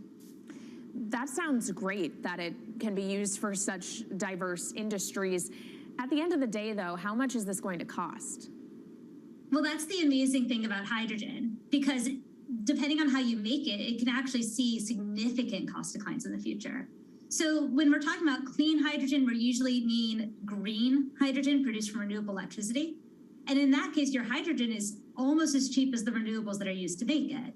So if you're in a place with really good renewable resources, you'll be able to have cheaper hydrogen. But even in places with less good resources, we think that hydrogen can be cheaper than $1 per kilogram, which is the price of unabated hydrogen today, and around $8 per million BTUs for those who prefer to think in energy units. And that can be achieved anywhere in the world by 2050, we believe. All right, so let's talk about kind of the pros and cons list. I don't know where cost fits into that, but what are the advantages to hydrogen over other renewables, and then what are the drawbacks? Yeah, main advantage is the fact that hydrogen can serve roles that electrons struggle with. And that's things like seasonal storage, for instance, or just anything where you need storability, where electrons are harder to store, hydrogen is going to be easier. That also leads to a downside, though, because hydrogen is less energy dense than the usual things that we use for storable energy today, like coal or oil or natural gas. So you will need more volume of storage to handle the same amount of energy. Let's talk about the viability as well and how it may differ in different geographies. What is your view on that? Yeah, so for green hydrogen, again, from renewable electricity, really places with the best renewable resources, things like Latin America or the Middle East, even Southern Europe, have really, really good potential for producing hydrogen. And then when you're looking at blue hydrogen, which is produced from natural gas or coal with carbon capture and storage, we do see that becoming more expensive than green hydrogen in the future, especially as renewable electricity costs come down. But that can be a viable option in places like the US Gulf Coast or Russia, where you've got good geological storage for the carbon, as well as ample natural gas that's quite cheap.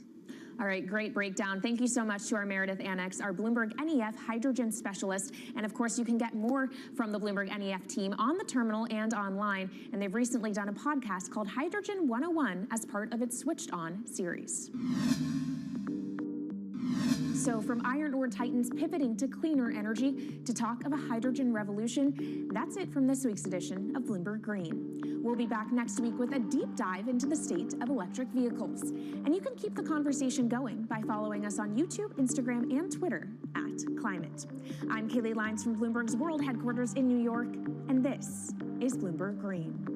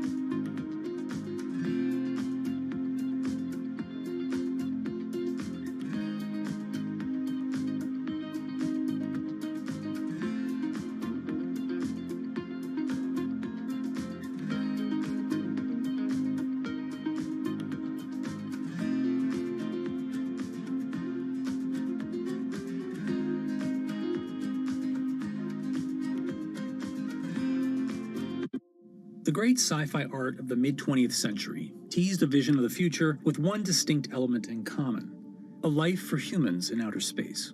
Whether vacationing on an exotic new planet or commuting to the moon for business, space travel seemed like it was just around the corner. Yet here we are, a half-century later, and only about 500 human beings have ever left the bounds of Earth's atmosphere.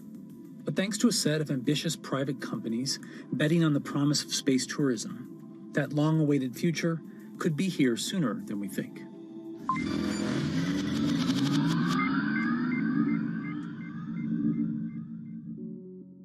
For most of the history of spaceflight, governments have been the prime force behind nearly every aspect, from planning to funding to crew selection. But as early as the 1980s, proposals for commercial space tourism began to emerge, along with innovative solutions for getting people there, such as the wild concept of sticking a 74-person passenger cabin in the cargo bay of a NASA space shuttle. Although various non-astronauts have been selected for missions over the years, true space tourism didn't happen until 2001, when an entrepreneur named Dennis Tito coughed up an estimated $20 million to hitch a ride with the Russian Federal Space Agency for a week-long vacation aboard the International Space Station. 20 years later, we're seeing a new contender in this final frontier of tourism: private companies.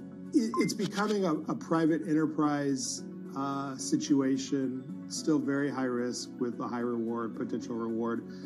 But, government is really out of the business of flying people now, and it's really going to be companies like Elon Musk and Jeff Bezos and Richard Branson that do that heavy lifting. Commercial space tourism is usually about taking the non-astronaut, the private citizen, into an orbital or suborbital flight. So you get a short amount of microgravity experience, and you can float and take some photos. And then you come back. This was something that technology had gotten to a point where the private sector was going to make a business out of this. There are multiple companies that want to get to the place where they fly people into space. The first of these is Blue Origin, founded in 2000 by Jeff Bezos. Using the autonomous rocket system New Shepard, a tribute to the first American in space, Blue Origin plans to launch up to 6 passengers at a time, offering a rarefied treat of 62-mile-high views and a momentary experience of weightlessness. Booking officially kicked off in May 2021, with the very first seat to be auctioned off for charity. Meanwhile, Richard Branson's Virgin Galactic has also been pursuing a viable form of suborbital tourism, aiming for a launch in 2022 once Sir Richard himself has taken a flight. I'm hoping to be able to go to space. I'd love to be able to coincide it with the moon landing and go to space. So I've got the whip on the team, and we'll see how we go.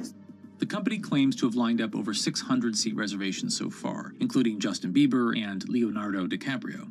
Virgin has projected that the final cost of the ticket will be at least $250,000, or roughly $50,000 for each of the 5 minutes or so of weightlessness that you'll get to experience. Although costly, both companies' offerings aim to make suborbital flight a regular form of adventure travel, eventually driving down costs at scale to expand the customer base beyond the orbit of celebrities and billionaires. The third major contender is Elon Musk's SpaceX, which has set its sights even higher on orbital flights, which are a whole nother level of complexity and energy and danger. When you go suborbital, if you're just going to go up above the von Karman line, which is 100 kilometers or about 62 miles, you only need to get up to maybe 5,000 miles an hour to get up there, and you go basically straight up and then straight back down. You don't have the reentry heating that you would see coming in from an orbital. So when you go orbital, I don't care if you're a baseball or a battleship, you've got to go 17,500 miles per hour, not just 5,000 miles an hour. The energies involved are much greater. By doing that, SpaceX has gone another level up, and that's what they're doing with the Inspiration 4. Visit inspiration4.com for your chance to go to space. Inspiration 4 is the first planned all-civilian mission into orbit, slated to launch in late 2021. The crew will bring their own set of diverse perspectives and backgrounds and experiences to test how a group of different people, namely people who aren't professional astronauts, could fare in space. Until now, astronauts have had to be physically perfect, and this mission is changing that. And so I feel incredibly honored to be representing those who aren't physically perfect. At age 10, I was diagnosed with bone cancer, and I was treated at St. Jude Children's Research Hospital. And I spent a year there undergoing intense chemo and also surgery that ultimately saved my leg. I now work at St. Jude as a PA, a physician assistant, and I work with leukemia and lymphoma patients. The kids we work with are so brave, and they are very excited to watch me go to space because this is showing them that, they're capable of doing this as well. Haley, along with 3 other crew members, will spend 3 days in space, orbiting the Earth every 90 minutes before landing back off the coast of Florida.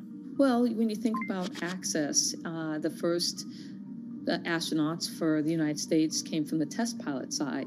And so women weren't allowed to be a part of that. We have somebody in their 20s, somebody in their 30s, somebody in their 40s, and somebody in their 50s. And so there can be access in all kinds of ways, whether you're talking about age, whether you're talking about gender, whether you're talking about race and ethnicity, and all of those things.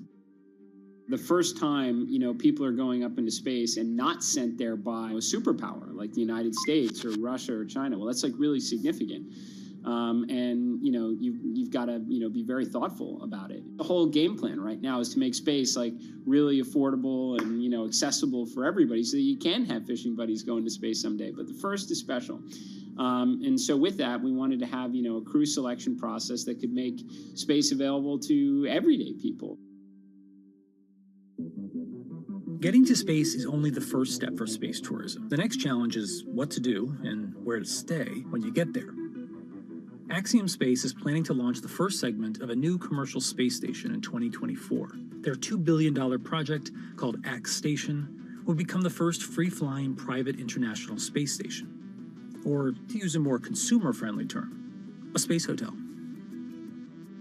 Axiom isn't the only company out to make your space stay a little more comfortable. Bigelow Aerospace has been building what they call expandable habitat technology, like their B330, an inflatable pod module that expands once in orbit. There's even one attached to the International Space Station right now they've been testing. And you take it up and it's rather small, and then you inflate it, and it seems to be working very, very well. This is likely to be the first kind of tourist hotel that you're going to see up in space. First of all, it's easier to carry instead of this giant tin can with all of that. The inflatables are lighter. You can just blow them up, and they get a nice big size for about less than half the weight probably. But even as space missions become accessible to civilians, the risks of going into space are incredibly high, and you could die 1,000 ways that we can think of, and 1,000 other ways that we can't think of. This is Michelle Hanlon. She's a space lawyer at the Mississippi School of Law, focused on protecting humans in outer space. Now, I'm not an attorney for any of the space tourists, so I haven't been privy to their private contracts. But I can tell you that the FAA requires certain waivers to be in those contracts. So, for example, the FAA says, well, we're not going to make you make your spacecraft to a certain safety level. We are going to make you, spacecraft operator, make sure